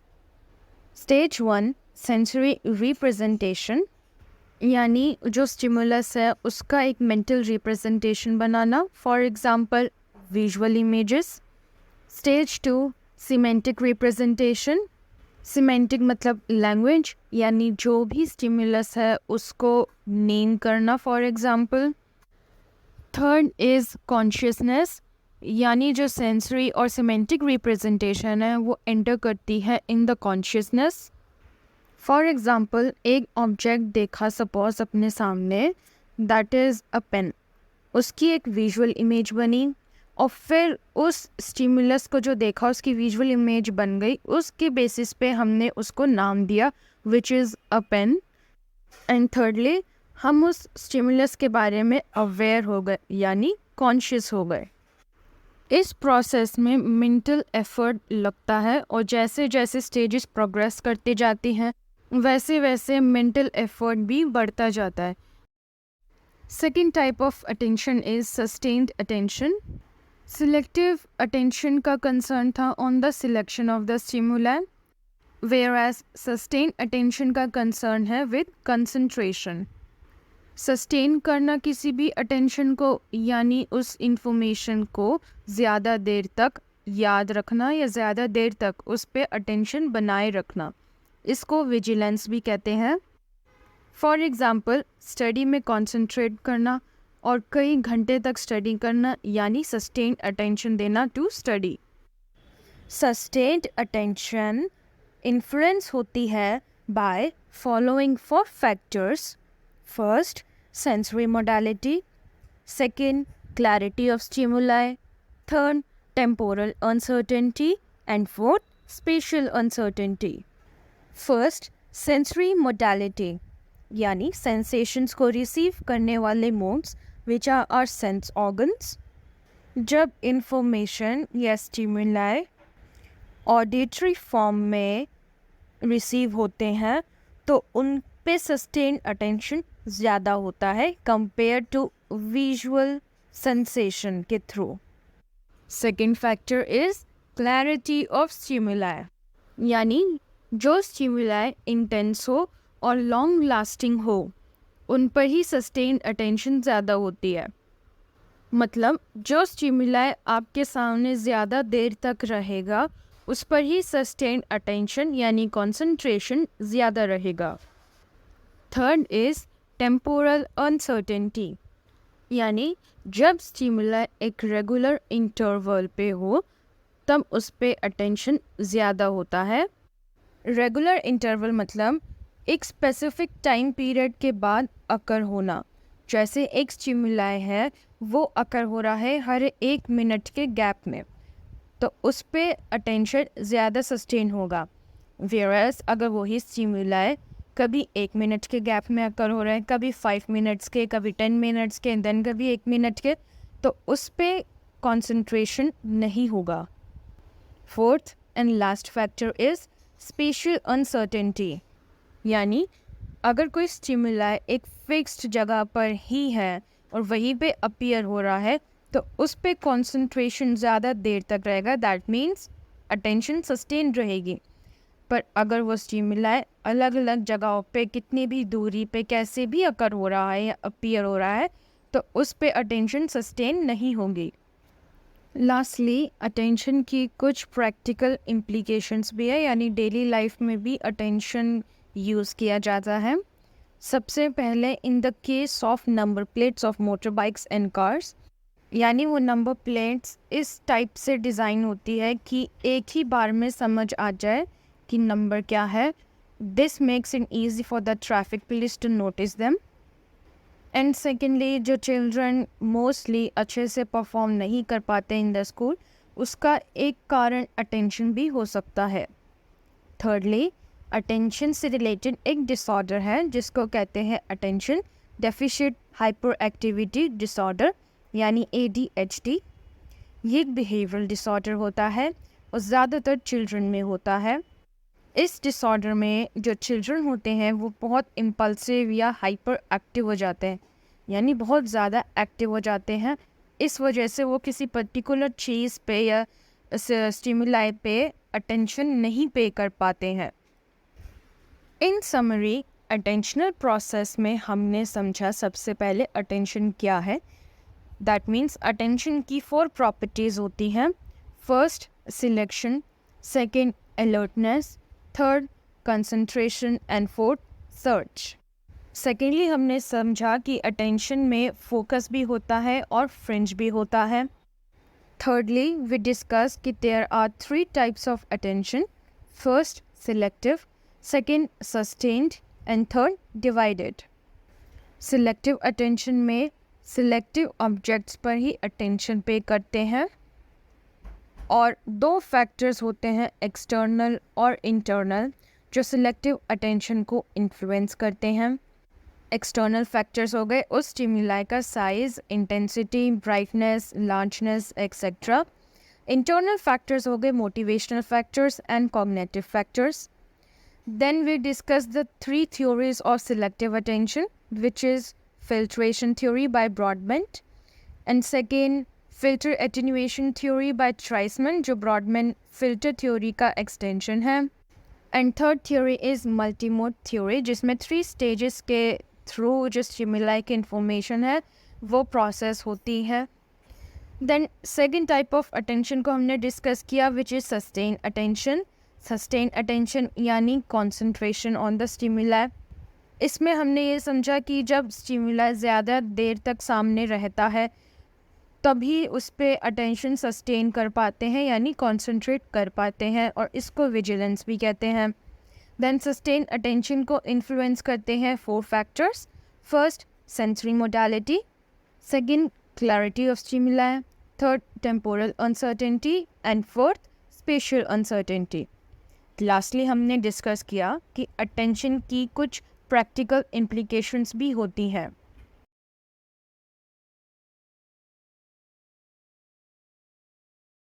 अभी तक हमने 2 कॉग्निटिव प्रोसेस को डिस्कस किया, first sensation and second attention. अब third and last cognitive process है परसेप्शन। अब हम इसको समझेंगे। सेंसेशन में हमने ये समझा कि कोई भी स्टिमुलाई की जो इन्फॉर्मेशन होती है उसको कैसे रिसीव करते हैं और कैसे वो हमारे ब्रेन तक पहुंचती है। पर अब हम ये समझेंगे जो इन्फॉर्मेशन हमारे ब्रेन तक पहुंची थ्रू सेंसरी रिसेप्टर्स, वो इन्फॉर्मेशन कैसे प्रोसेस होती है, यानी उस इन्फॉर्मेशन का हम सेंस कैसे निकालते हैं। We will study this in perception. और उस स्टिमुलस इन्फॉर्मेशन का सेंस निकालने के लिए या प्रोसेस करने के लिए हम उस स्टिमुलस की इन्फॉर्मेशन को एक मीनिंग देते हैं by using our learning, memory, motivation, emotion and other psychological processes. Perception का मतलब होता है वो प्रोसेस जिसमें हम जो इन्फॉर्मेशन हमें सेंस ऑर्गन से मिली है उसको रिकॉग्नाइज करते हैं, इंटरप्रेट करते हैं और उसको एक मीनिंग देते हैं। परसेप्शन सब्जेक्टिव होता है इन नेचर क्योंकि इसमें एक इंडिविजुअल उसके पर्सनल एक्सपीरियंसेस, लर्निंग, मेमोरी के बेसिस पे एक अपना खुद का एक पॉइंट ऑफ व्यू बनाता है, अपना खुद का एक मीनिंग देता है। दैट मीन्स सबसे पहले एक स्टिमुलस होता है, सेकेंडली सेंसरी रिसेप्टर्स के थ्रू वो स्टिमुलस रिसीव होता है, थर्डली अटेंशन के थ्रू वो ब्रेन में या सेंट्रल नर्वस सिस्टम में जाता है, देन लर्निंग, मेमोरी और साइकोलॉजिकल प्रोसेसेस होते हैं, and then lastly perception process होता है। परसेप्शन 2 प्रोसेसेस के थ्रू होता है, first bottom up processing and second top down processing. Bottom up processing में बॉटम से शुरुआत होती है, दैट मीन्स जो एक स्टिमुलाई है उसके जितने भी कैरेक्टरिस्टिक्स है या फीचर्स है सबसे पहले हम उसको देखते हैं या उस पर ध्यान देते हैं और फिर हम एक नतीजा निकालते हैं, एक परसेप्शन बनाते हैं एक सिंगल ऑब्जेक्ट का। फॉर एग्ज़ाम्पल, अपने सामने एक एनिमल देखा, उसके 4 लेग्स हैं, फर है और वो बाक करता है। ये सारे हो गए फीचर्स, उसके फीचर्स पे ध्यान दिया। फिर हमने ये नतीजा निकाला कि दैट इज़ अ डॉग। ये हुआ bottom up processing. Bottom up processing में ध्यान होता है या एम्फसाइज होता है on the features of the stimuli, यानी जिस स्टिमुलाई को हम परसीव कर रहे हैं उसके क्या क्या फीचर्स हैं, इस पे ध्यान होता है। और इसीलिए ये कंसीडर किया जाता है इन बॉटम अप अप्रोच कि जो परसेप्शन है वो एक मेंटल कंस्ट्रक्शन प्रोसेस है। Second is top down processing. ये बॉटम अप का बिल्कुल ऑपोजिट है, यानी टॉप डाउन प्रोसेसिंग में पहला फोकस होता है on the stimuli as a whole and then to its features या वेरियस कंपोनेंट्स। फॉर एग्जांपल, जो सामने एनिमल देखा, सबसे पहले हमने उसको ये समझा या ये रिकॉग्नाइज किया कि वो एक डॉग है। फिर बाद में उसके फीचर्स पे फोकस किया कि उसके पास टेल है, उसके 4 लेग हैं, वो बाग करता है, उसके फर है। दैट मीन्स जो टॉप डाउन प्रोसेस है उसका एम्फसाइज होता है परसीवर पर, यानी जो इंसान है जो इस ऑब्जेक्ट को या स्टिमुलस को परसीव कर रहा है। इसीलिए जो टॉप डाउन अप्रोच है वो होता है process of recognition and identification of the stimuli. Next is perceiver, यानी वो जो परसेप्शन प्रोसेस को परफॉर्म कर रहा है, that means the human being. अभी हमने ये इस्टेब्लिश कर लिया कि जो परसेप्शन है वो सब्जेक्टिव है इन नेचर, क्योंकि एक ह्यूमन बीइंग अपने खुद के पर्सनल एक्सपीरियंसेस, लर्निंग, उसकी खुद की मेमोरी के बेसिस पे परसेप्शन करता है, यानी अपने एक्सटर्नल वर्ल्ड को समझता है विद हिज और her own point of view. अब इस प्रोसेस में ऑफ परसीविंग यानी समझने में कुछ फैक्टर्स होते हैं जो इसको इन्फ्लुएंस करते हैं या अफेक्ट करते हैं। There are following 4 factors. First, motivation. Second, expectations और perceptual sets. Third, cognitive styles and fourth, cultural background and experiences. First, motivation, यानी किसी पर्सन की नीड्स या डिज़ायर इन्फ्लुएंस करती हैं उसके परसेप्शन को। फॉर एग्ज़ाम्पल, एक एक्सपेरिमेंट में ये एग्जामिन किया गया कि हंगर का क्या इन्फ्लुएंस होता है on the perception. 2 group of people लिए गए, फर्स्ट जो हंग्री थे एंड सेकंड जो हंग्री नहीं थे। फर्स्ट जो हंग्री पीपल थे या हंग्री पर्सन्स थे उनको कुछ एम्बिगुअस यानी ऐसी ही कोई भी पिक्चर्स दिखाई गई और उनसे पूछा गया कि ये पिक्चर्स किस बारे में हैं। तो उन लोगों ने ये कहा कि ये पिक्चर्स फूड की हैं, जबकि में वो पिक्चर्स फूड की नहीं थी। Second factor is expectations and perceptual sets. Expectations as the name implies कि जो होने वाला है उसकी एक पहले से ही एक्सपेक्टेशन फॉर्म करके रखना। फॉर एग्ज़ाम्पल, अगर मॉर्निंग में 6 o'clock मिल्कमैन आता है मिल्क डिलीवर करने, तो उस पर्सन के दिमाग में ये बैठा हुआ है कि सुबह 6 o'clock जो भी आएगा वो मिल्कमैन ही होगा। अगर किसी ने दरवाजे पे नॉक किया तो वो यही समझेगा कि मिल्कमैन आया है, चाहे दरवाजे पे कोई भी हो। इस फिनोमिना को परसेप्चुअल फेमिलराइजेशन कहते हैं और परसेप्चुअल जनरलाइजेशन भी कहते हैं। फेमिलराइजेशन कि वो पहले से ही फेमिलियर है कि वो क्या परसीव करेगा। जनरलाइजेशन कि उसने जनरलाइज करा हुआ यानी पहले से ही सोच के रखा हुआ है कि ये ही होगा। Third factor is cognitive styles. किसी भी पर्सन का एक पर्टिकुलर स्टाइल होता है या एक कॉग्निटिव स्टाइल, एक कंसिस्टेंट वे होता है अपने इन्वायरमेंट से डील करने के लिए। यही होता है cognitive style. Cognitive style 2 type के होते हैं, first field dependent and second field independent. Field dependent का मतलब लोग जो वर्ल्ड है एक्सटर्नल को उसको एज अ होल ही देखते हैं, यानी होलिस्टिक या ग्लोबल मैनर में देखते हैं। वेराज फील्ड इंडिपेंडेंट का मतलब होता है लोग एक्सटर्नल वर्ल्ड को छोटे छोटे यूनिट्स में डिवाइड करके या ब्रेक डाउन करके समझते हैं या देखते हैं। फॉर एग्जाम्पल, इस फिगर में क्या कोई ट्रायंगल है? अगर आपको इस फिगर में ट्रायंगल ढूंढने में टाइम लगा, दैट मीन्स आप फील्ड डिपेंडेंट हैं। अगर जल्दी ढूंढ लिया, दैट मीन्स फील्ड इंडिपेंडेंट है। यानी जल्दी ढूंढ लिया फील्ड इंडिपेंडेंट है क्योंकि आपने इस फिगर को छोटे छोटे पार्ट्स में डिवाइड करके देन समझा कि इसमें ट्रायंगल है या नहीं है। एंड फील्ड डिपेंडेंट का मतलब इस फिगर को पूरा देखा, एज अ होल ही देखा, और इस फिगर के छोटे छोटे पार्ट्स या यूनिट्स करके नहीं देखा। Last and fourth factor is cultural background and experiences. यानी जिस इंडिविजुअल का जैसा कल्चर होता है, उसका जैसा एक्सपीरियंस होता है, वो उसी बेसिस पे अपने स्टिमुलस को परसीव करता है। फॉर एग्ज़ाम्पल, जो ट्राइबल एरिया या ट्राइबल कम्युनिटी में रहने वाले चिल्ड्रन हैं, उनका जो बैकग्राउंड है या एक्सपीरियंस है वो related to forest, flora and fauna है। दैट मीन्स जो पेड़ पौधे उनके आसपास के जो जंगली जानवर हैं या जो भी नेचर की चीज़ें हैं वो उनसे ज़्यादा रिलेट कर पाएंगे, उनको अच्छे से समझ पाएंगे। Whereas on the other hand, एक चाइल्ड है, वो अर्बन एरिया में रहता है, उसकी अपब्रिंगिंग सिटी में हुई है, उसके दोनों पेरेंट्स वर्किंग है, कॉर्पोरेट में वर्क करते हैं, तो वो चाइल्ड का एक्सपीरियंस एंड कल्चर है रिलेटेड टू सिटी लाइफ। तो वो जो चाइल्ड अर्बन एरिया में रहता है वो फॉरेस्ट एंड फ्लोरा की नॉलेज नहीं रखता है, और फॉरेस्ट एंड फ्लोरा की नॉलेज यानी पेड़ पौधों की नॉलेज उसे इतनी ज़्यादा नहीं है compare to that child living in a tribal area. Hudson ने एक स्टडी की थी ऑन द परसेप्शन, और जिसमें उन्होंने अफ्रीकन सब्जेक्ट्स को चूज़ किया था, यानी अफ्रीकन पार्टिसिपेंट्स थे।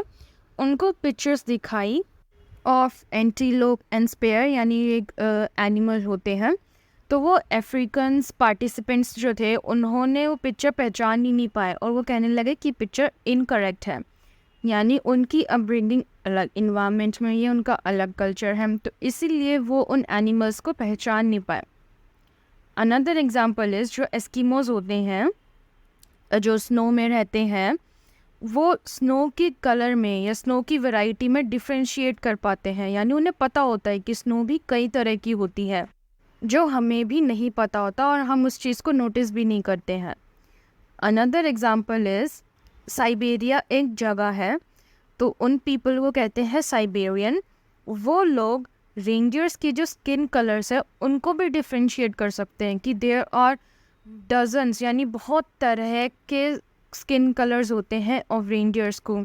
ये भी हम नहीं रिकॉग्नाइज कर पाएंगे क्योंकि हमारा कल्चर बैकग्राउंड अलग है, हमारे एक्सपीरियंसेस अलग है। हम प्लेन्स में रहते हैं, हम स्नो में नहीं रहते, इसीलिए ना ही हम स्नो के कलर को डिफ्रेंशिएट कर पाएंगे और ना ही रेनडियर्स के कलर को। 7 is principles of perceptual organisation. इसमें हम समझेंगे कि कैसे हम ऑब्जेक्ट्स को परसीव करते हैं, यानी कैसे कौन कौन से फैक्टर्स इन्वॉल्व होते हैं इन विजुअल परसेप्शन। कोई भी एलिमेंट या stimuli consist of points, lines and colours, और इन सब पॉइंट्स, लाइंस एंड कलर्स के मिक्सचर से या मेल से बनता है एक ऑब्जेक्ट। फॉर एग्ज़ाम्पल, जब हम बाइसिकल देखते हैं तो उसको एक कंप्लीट ऑब्जेक्ट की तरह देखते हैं ना कि ये बाइसिकल है, ना कि सिर्फ उसके एक पार्ट्स या कुछ पार्ट्स को ही देखते हैं, जैसे उसका व्हील, हैंडल, सीट एक्सेट्रा। इस प्रोसेस को कहते हैं फॉर्म परसेप्शन, यानी कई सारी छोटी छोटी चीज़ों को मिला के हम एक मीनिंग डिराइव करते हैं, एक मीनिंगफुल, एक पूरा होल ग्लोबल ऑब्जेक्ट डिराइव करते हैं। इस पे काम किया कुछ साइकोलॉजिस्ट ने जिनको कहते हैं गेस्टाल्ट साइकोलॉजिस्ट, और वो है कोलर, कॉफका एंड वेदमर। गेस्टाल्ट का मतलब होता है एक पूरा कंप्लीट फिगर या एक पूरा फॉर्म या होल। गेस्टाल्ट साइकोलॉजिस्ट्स का मानना है कि हम कोई भी ऑब्जेक्ट को एज अ होल परसीव करते हैं, यानी एक ऑब्जेक्ट को पूरा परसीव करते हैं, ना ही उसके कुछ कुछ पार्ट्स को। According to gestalt psychologist, good figure या प्रेगनेंस की वजह से हम एक ऑब्जेक्ट को एक ऑर्गेनाइज्ड फॉर्म में देखते हैं, यानी हम सिंपल, मीनिंगफुल, स्टेबल या सिर्फ कंप्लीट स्ट्रक्चर्स को ही परसीव करते हैं। सेकेंडली, हम फिगर ग्राउंड सेग्रीगेशन के बेस पर भी परसीव करते हैं, यानी जो ऑब्जेक्ट या स्टिमुलस है उसका सरफेस क्या है, उसके बेसिस पे हम उसको डिफ्रेंशिएट करते हैं। फॉर एग्ज़ाम्पल, पेज पे लिखे हुए words are different from painting on a wall और बर्ड्स इन द स्काई, क्योंकि जो बर्ड्स हैं, वर्ड्स हैं और पेंटिंग्स हैं, उनका बैकग्राउंड अलग है, और इसीलिए जो वर्ड्स, पेंटिंग्स एंड बर्ड्स हैं उनको हम एज अ फिगर परसीव करते हैं, वेराज जो पेज है, वॉल है या स्काई है, वो बैकग्राउंड की तरह हम परसीव करते हैं। फॉर एग्ज़ाम्पल, इस फिगर में आपको क्या दिख रहा है?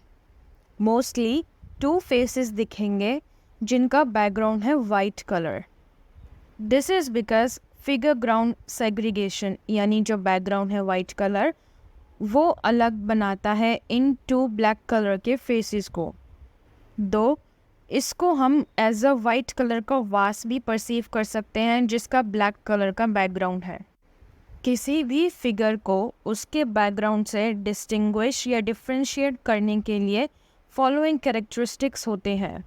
First, a definite form of the figure, यानी जो फिगर है उसका कोई एक फॉर्म होता है, कोई शेप होती है, वेयरएज जो बैकग्राउंड है उसका कोई फॉर्म नहीं होता है। सेकंड, फिगर ऑर्गेनाइज्ड होता है और बैकग्राउंड ऑर्गेनाइज्ड नहीं होता है। थर्ड, फिगर में क्लियर कॉन्टोर या आउटलाइन होती है, वेयरएज बैकग्राउंड में कोई कॉन्टोर या आउटलाइन नहीं होती है। फोर्थ, फिगर बैकग्राउंड से अलग ही दिखता है क्योंकि बैकग्राउंड मोस्टली पीछे ही होता है फिगर के। Fifth and last is, figure mostly या हमेशा क्लियर होता है, लिमिटेड होता है और पास में होता है, वेयरएज जो बैकग्राउंड है वो अनक्लियर होता है, अनलिमिटेड होता है या बहुत दूर होता है। गेस्टाल्ट साइकोलॉजिस्ट ने 7 प्रिंसिपल्स बताए हैं टू एक्सप्लेन कि कैसे हम कोई भी स्टिमुलाई को एक एज अ होल या ऑर्गेनाइज्ड फॉर्म में देखते हैं rather than डिफरेंट पार्ट्स में। First principle is principle of proximity. Proximity का मतलब होता है पास, यानी क्लोज, यानी जो छोटे छोटे ऑब्जेक्ट्स अगर पास होंगे, एक साथ होंगे स्पेस में और टाइम में, तो उन सब को हम एज अ सिंगल ऑब्जेक्ट ही परसीव करेंगे। फॉर एग्ज़ाम्पल, इस फिगर में कुछ डॉट्स हैं जो इस हिसाब से अरेंज की गई हैं कि वो एज अ लाइन परसीव हो रही है, यानी एक रो में परसीव हो रही हैं। Second principle is principle of similarity, यानी जो ऑब्जेक्ट्स एक दूसरे से सिमिलर हैं या उनके कैरेक्टरिस्टिक्स सिमिलर हैं, उन सब ऑब्जेक्ट्स को हम एक ग्रुप में या एज अ सिंगल ऑब्जेक्ट्स ही परसीव करेंगे। फॉर एग्ज़ाम्पल, इस फिगर में 2 ऑब्जेक्ट्स हैं, सर्कल एंड स्क्वायर, और लेकिन ये दोनों सेम साइज़ के हैं और सेम कैरेक्टरिस्टिक हैं, that is of black colour, इसलिए इस इमेज को हम एज अ ग्रुप ही परसीव करेंगे। Third principle is principle of continuity, यानी जब ऑब्जेक्ट्स एक कंटिन्यूस पैटर्न में होते हैं तब हम उनको एज अ होल परसीव करते हैं। फॉर एग्ज़ाम्पल, इस फिगर में 2 कंटिन्यूस लाइंस हैं, A B and C D. ये दोनों लाइंस एक दूसरे को क्रॉस कर रही हैं और सेम पैटर्न में भी हैं और इनका सेंटर भी पी है, तो हम इनको एक सिंगल फिगर की तरह ही ऑब्जर्व या परसीव करेंगे। Fourth principle is principle of smallness. According to this principle, जो स्मॉल एरियाज होते हैं उनको एज अ फिगर हम परसीव करते हैं अगेंस्ट अ लार्जर बैकग्राउंड, यानी जब फिगर्स छोटे होते हैं और बैकग्राउंड बड़ा होता है तब हम उन छोटे फिगर्स को एज अ होल या एक फिगर परसीव करते हैं। इन द फॉलोइंग फिगर, इस फिगर में जो ब्लैक पार्ट है उसको हम एज अ क्रॉस पहले रिकॉग्नाइज करेंगे, क्योंकि जो वाइट पार्ट है उसको हम एज अ बैकग्राउंड ही परसीव करेंगे और वाइट पार्ट ज़्यादा बड़ा है और ब्लैक पार्ट वाइट पार्ट के कंपैरेटिवली छोटा है। Fifth principle is the principle of symmetry. Symmetry का मतलब होता है इक्वल हाफ्स में डिवाइडेड, यानी mirror like image of an object. यानी जब ऑब्जेक्ट्स सिमेट्रिकल होंगे, सेम साइज़ के होंगे या सेम मिरर लाइक होंगे, तब हम उनको एज अ होल परसीव करेंगे। इन द फॉलोइंग फिगर, जो दो फिगर्स हैं उन दोनों के ऑब्जेक्ट्स सिमिलर साइज़ के हैं, यानी इन दोनों फिगर्स के रेक्टेंगल सेम साइज़ का है और अदर ऑब्जेक्ट्स भी सेम साइज़ के हैं, इसीलिए हम इनको एज ए सिंगल या होल ऑब्जेक्ट परसीव करेंगे। Sixth principle is principle of surroundedness, यानी जो एरिया एक फिगर ने सराउंड किया है उस सराउंडिंग को हम एज अ फिगर परसीव करेंगे।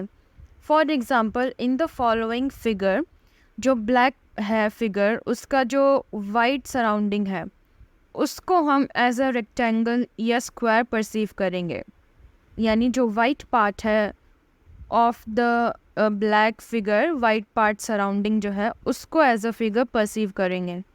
Seven and last principle is principle of closure, यानी जो भी गैप्स होते हैं इन अ ऑब्जेक्ट या इन अ फिगर उसको हम अपने आप ही फिल कर देते हैं और तब हम उस फिगर को एज अ होल या एज अ वन फिगर समझते हैं। फॉर एग्ज़ाम्पल, इस फिगर में छोटे छोटे एंगल्स हैं और 3 तरह के एंगल हैं और इन तीनों एंगल को हम as a triangle, as a whole figure of triangle perceive करेंगे। Next is perception of space, depth and distance. अभी तक हमने फिगर्स का परसेप्शन समझा, अब हम स्पेस, डेप्थ एंड डिस्टेंस का परसेप्शन समझेंगे। स्पेस का मतलब होता है एक विजुअल फील्ड या सरफेस जिसमें थिंग्स या स्टिमुलस एग्जिस्ट करते हैं और मूव करते हैं और अलग अलग जगह पे प्लेस भी कर सकते हैं। स्पेस में जो फिगर्स होते हैं या स्टिमुलस होते हैं उनको हम 3 डायमेंशनल परसीव करते हैं, पर लेकिन हमारे रेटिना में जो ऑब्जेक्ट की इमेज फॉर्म होती है या प्रोजेक्ट होती है वो तो फ्लैट होती है या 2 डायमेंशनल होती है। ऐसा क्यों होता है? दिस हैपन्स बिकॉज ऑफ हमारी ability to transfer a 2D या 2 dimensional retina vision to a 3 dimensional vision, और इस प्रोसेस को of viewing the world in 3 dimensional is called distance और डेप्थ परसेप्शन।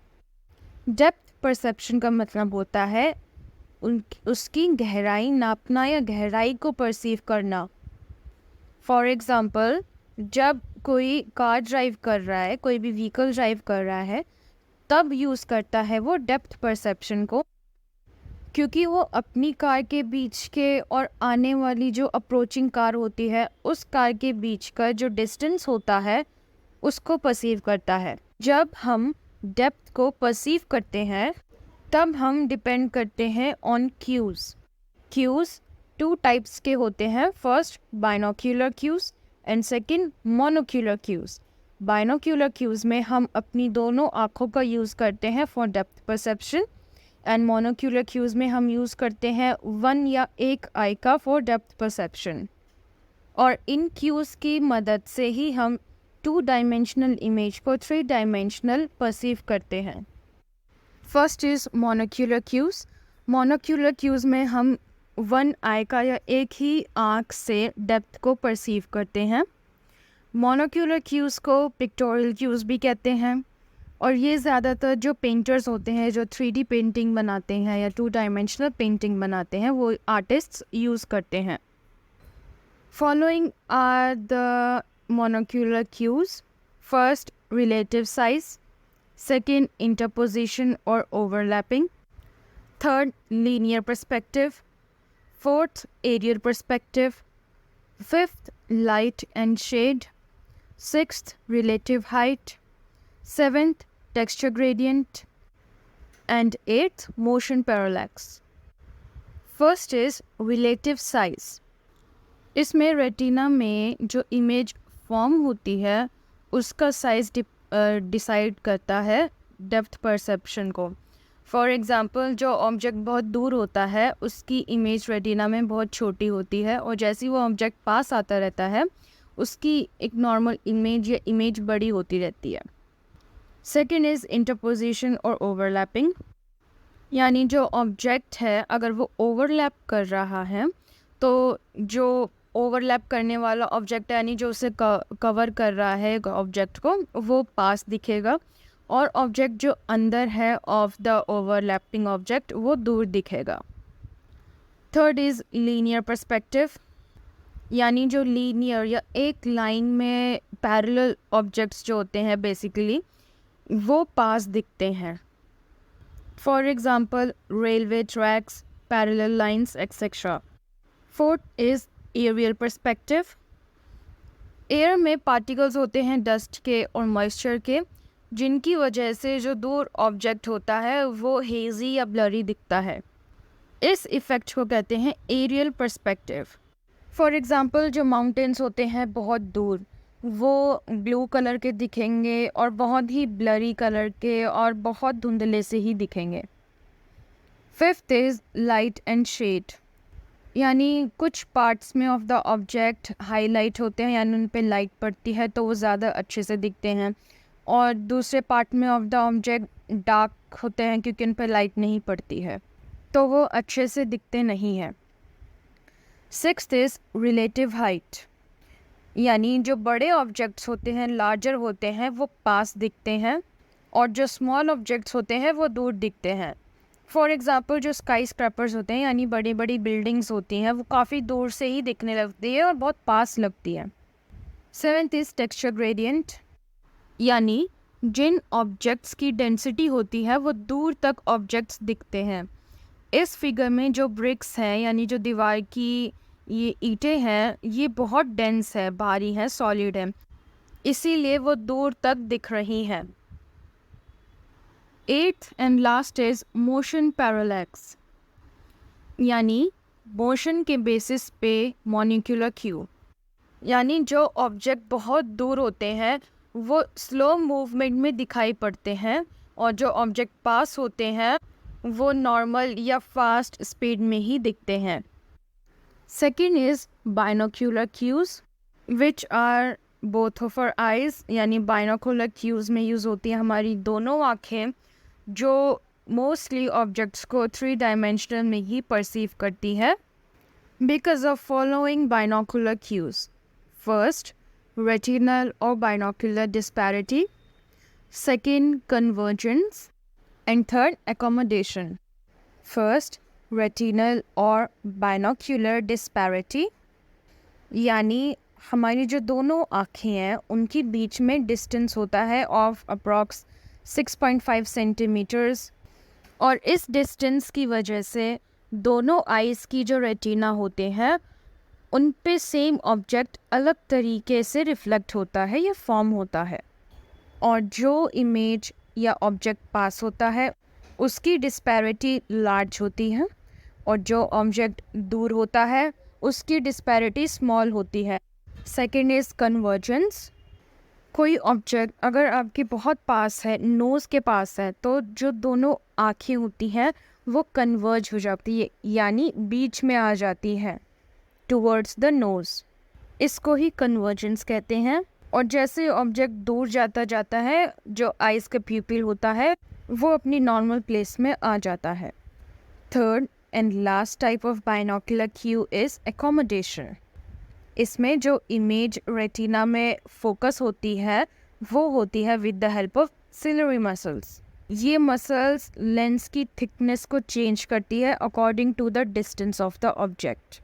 ऑब्जेक्ट अगर दूर होता है तो ये मसल रिलैक्स होती है, ऑब्जेक्ट अगर पास होता है तो ये मसल कॉन्ट्रैक्ट होती है और जो हमारा लेंस है वो थिक होता रहता है।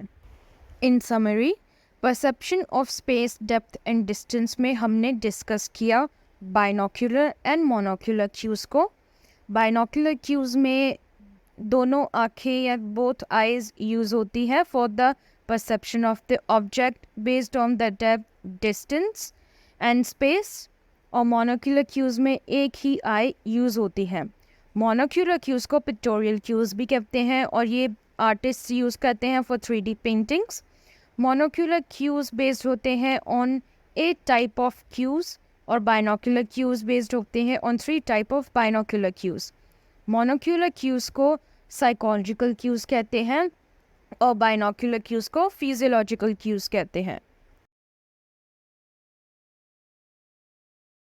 नेक्स्ट इज परसेप्चुअल कॉन्स्टेंसीज, यानी जो परसेप्शन है वो कांस्टेंट रहता है। दैट मीन्स जो ऑब्जेक्ट है उनकी प्रॉपर्टीज, कैरेक्टरिस्टिक्स या फीचर्स कांस्टेंट या सेम रहते हैं और ये फीचर्स हैं साइज, शेप एंड ब्राइटनेस। यानी perception constancy are size constancy, shape constancy and brightness constituency.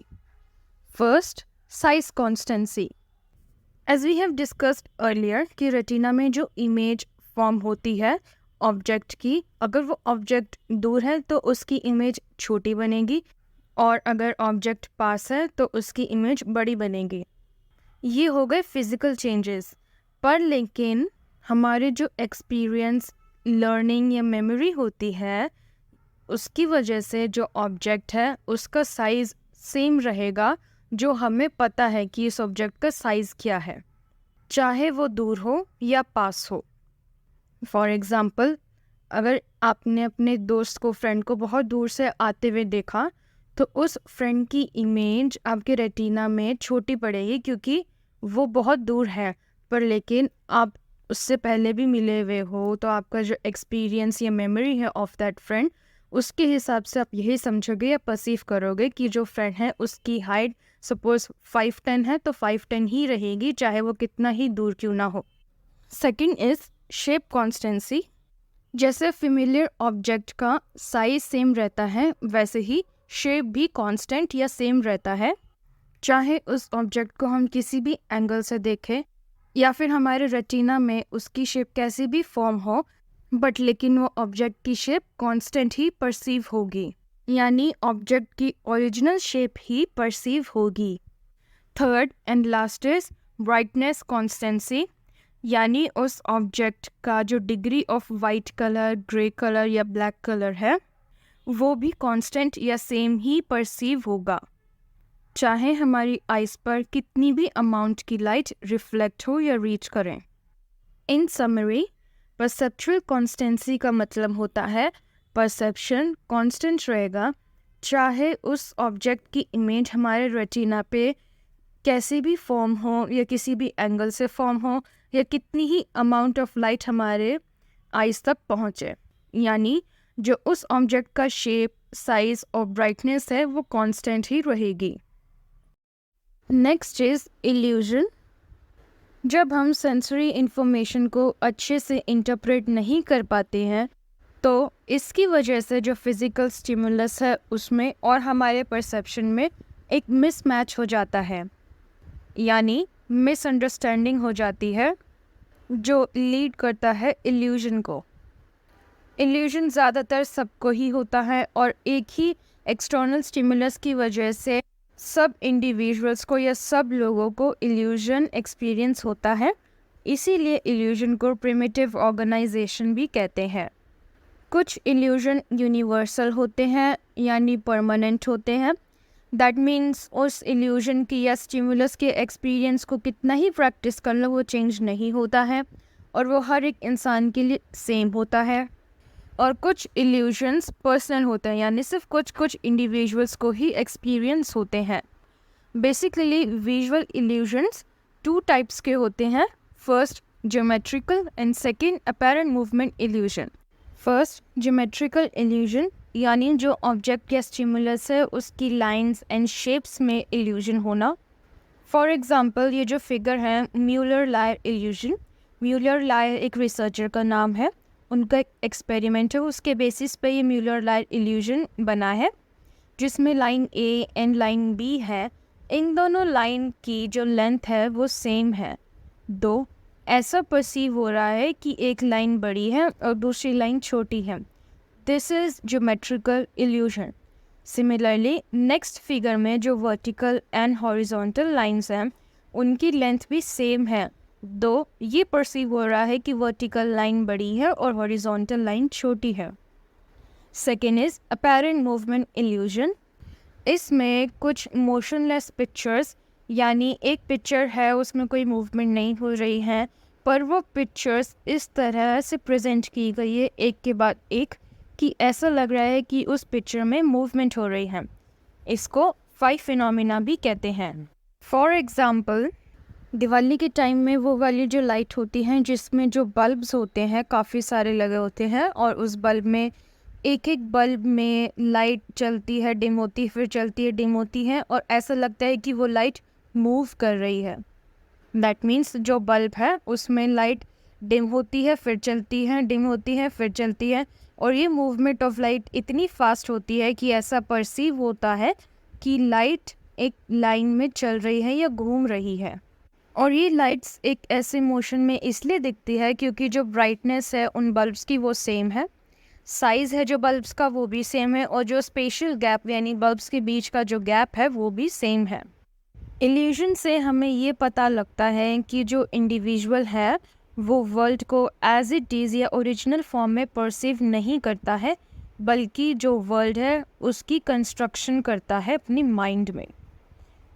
और ये कंस्ट्रक्शन बेस्ड होती है on the features of the stimula या फिर उनके खुद के personal experiences in a given environment, यानी उनका cultural background, socio cultural influences etcetera. That means cultural background या सोशियो कल्चरल इन्फ्लुएंसेस के बेसिस पे और स्टिमुलाई के फीचर्स के बेसिस पे एक ह्यूमन बीइंग अपने वर्ल्ड की या जो वर्ल्ड है उसकी कंस्ट्रक्शन करता है अपने माइंड में या ब्रेन में, और ना कि उस वर्ल्ड को एज इट इज़ परसीव करता है।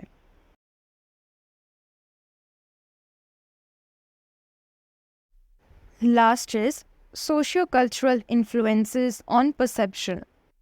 दिस मीन्स लोग जिस इन्वायरमेंट में, जिस सोसाइटी में, जिस कल्चर में रहते हैं वो इन्फ्लुएंस करता है उनके परसेप्शन को।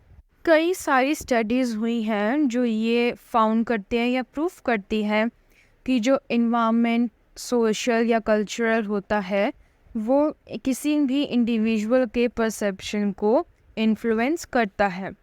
For example Segall, Campbell and Herskovits ने Muller Lyer illusion and vertical horizontal illusion figures को यूज़ करके एक्सपेरिमेंट किया on African people and western people.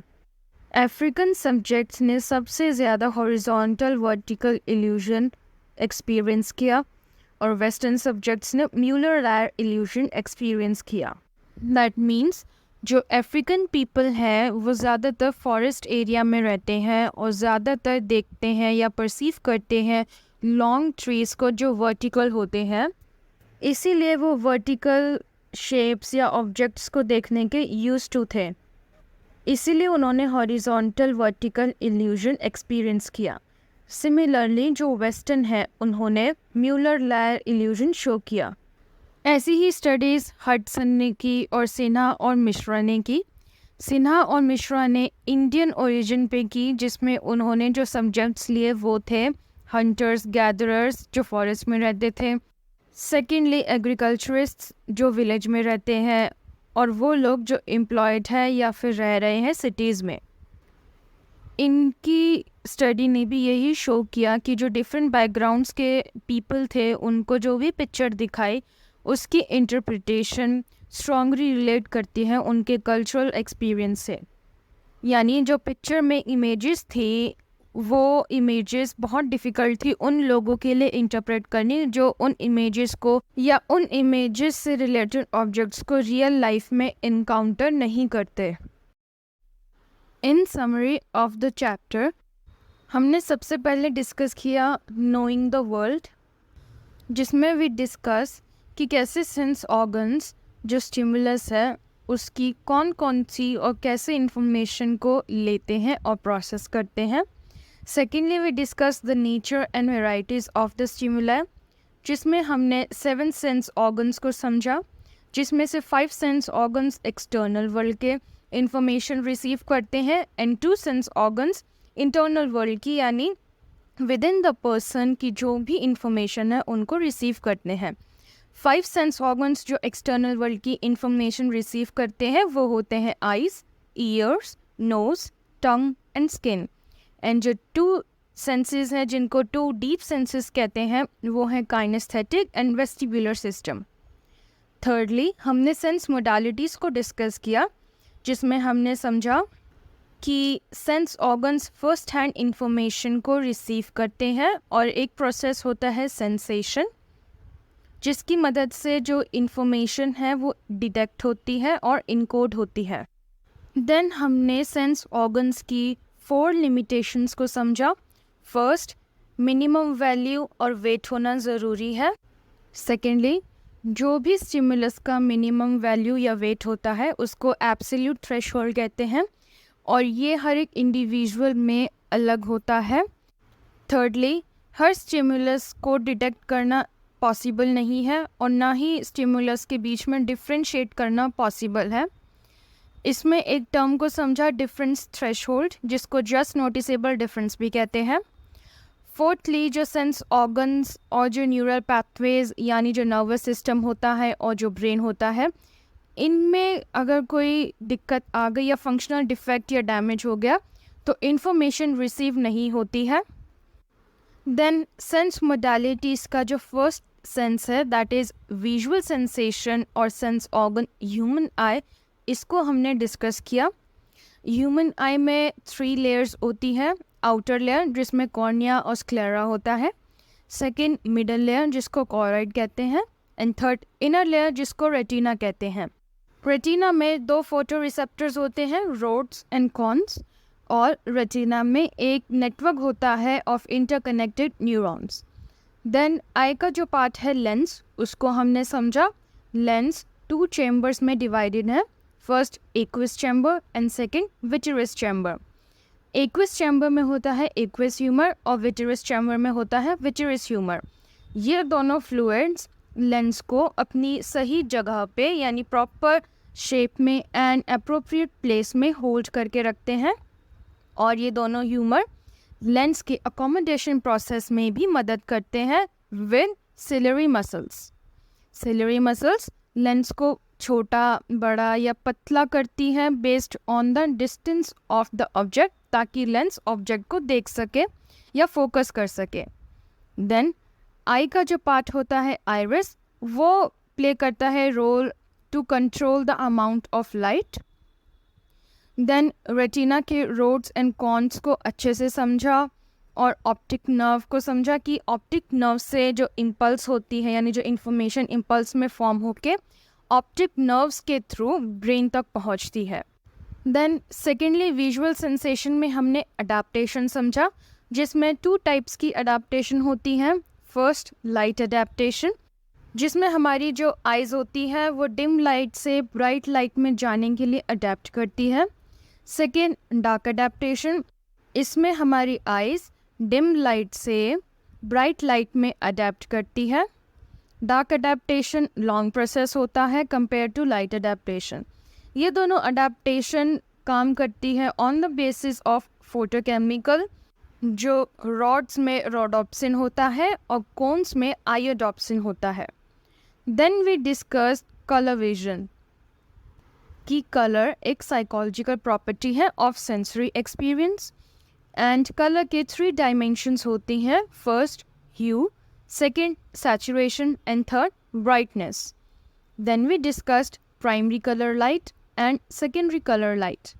Then lastly we discussed after images, which are positive and negative after images. फिर हमने दूसरी sense modality यानी auditory sensation को समझा और ईयर को समझा, ह्यूमन ईयर को। ह्यूमन ईयर आवाज़ को यानी साउंड वेव्स को रिसीव भी करता है और बॉडी बैलेंस भी मेंटेन करने में हेल्प करता है। ह्यूमन ईयर 3 टाइप्स में डिवाइडेड है। First external ear, second middle ear and third inner ear.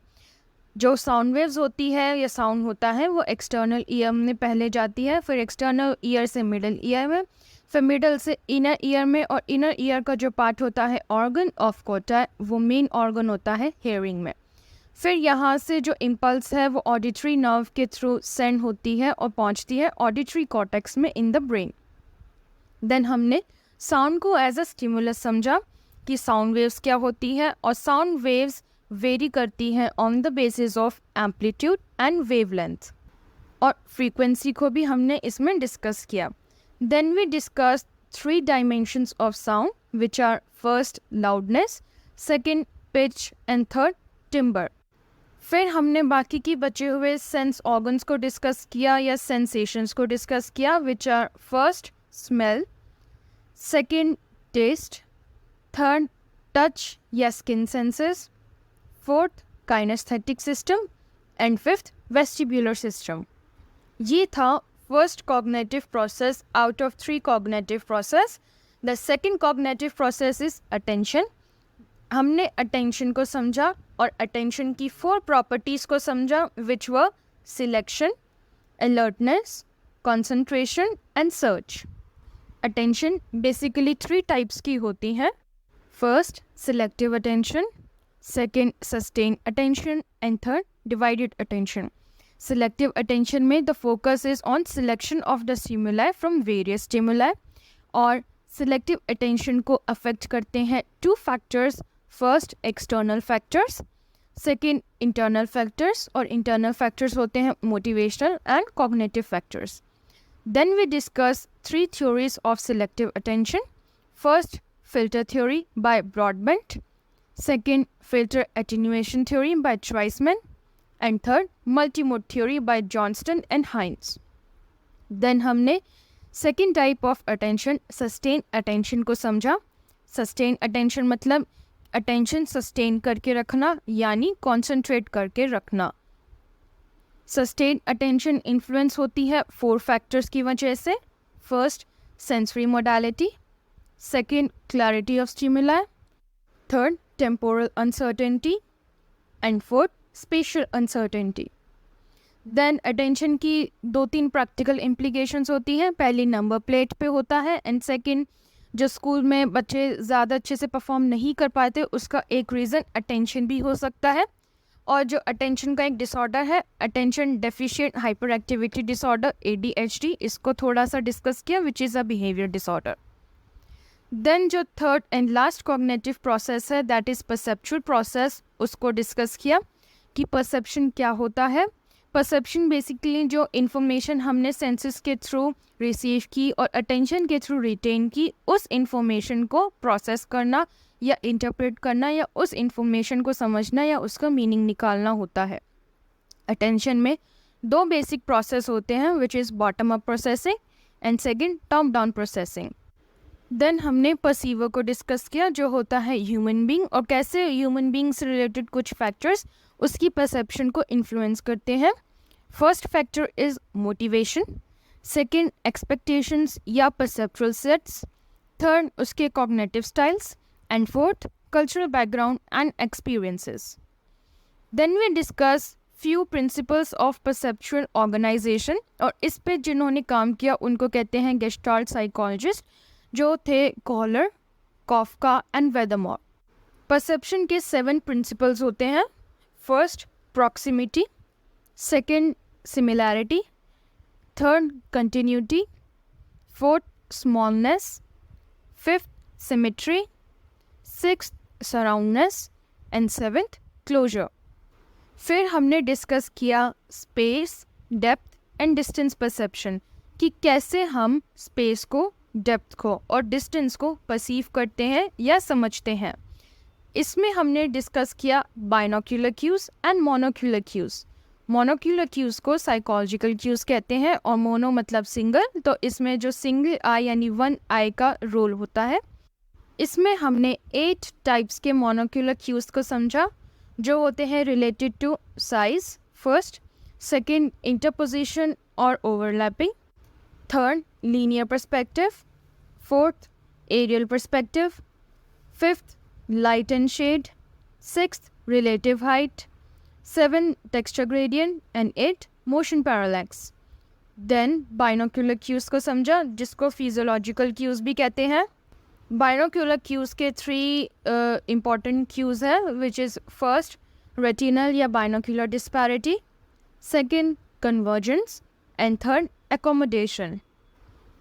Then we discuss perceptual constancy, यानी जो perception है वो size में, शेप में और ब्राइटनेस में कांस्टेंट रहता है, चाहे हमारे रेटिना में इमेज कितनी भी डिस्टेंस से फॉर्म हो या किसी भी एंगल से फॉर्म हो या हमारे रेटिना पे कितनी ही अमाउंट ऑफ लाइट पहुँचे।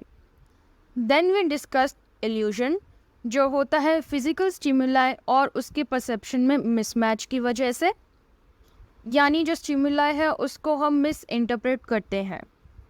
इल्यूजन यूनिवर्सल भी हो सकते हैं और पर्सनल भी हो सकते हैं, और इसमें हमने 2 टाइप के विजुअल इल्यूजन्स को समझा। फर्स्ट ज्योमेट्रिकल, इसमें म्यूलर लायर इल्यूजन और वर्टिकल हॉरिजॉन्टल इल्यूजन को समझा। सेकंड अपैरेंट मूवमेंट इल्यूजन, जिसको 5 फिनोमिना भी कहते हैं। देन लास्टली हमने ये समझा कि परसेप्शन को social and cultural factors influence करते हैं। इसमें हमने कुछ स्टडीज़ की हेल्प ली, which is first Segall, Campbell and Herskovits की, जिसमें उन्होंने म्यूलर लायर और वर्टिकल हॉरिजॉन्टल इल्यूजन की फिगर्स के मदद से African and western urban settings के लोगों के परसेप्शन को समझा। देन हडसन ने भी एक एक्सपेरिमेंट किया था, and thirdly Sinha and Mishra ने भी इंडियन पॉपुलेशन पे एक्सपेरिमेंट किया। Thank you. For more information, follow me on Instagram and Facebook. Links are given in the description box below. Channel को सब्सक्राइब करें, वीडियो को लाइक करें, शेयर करें और कमेंट करना ना भूलें। Bye bye.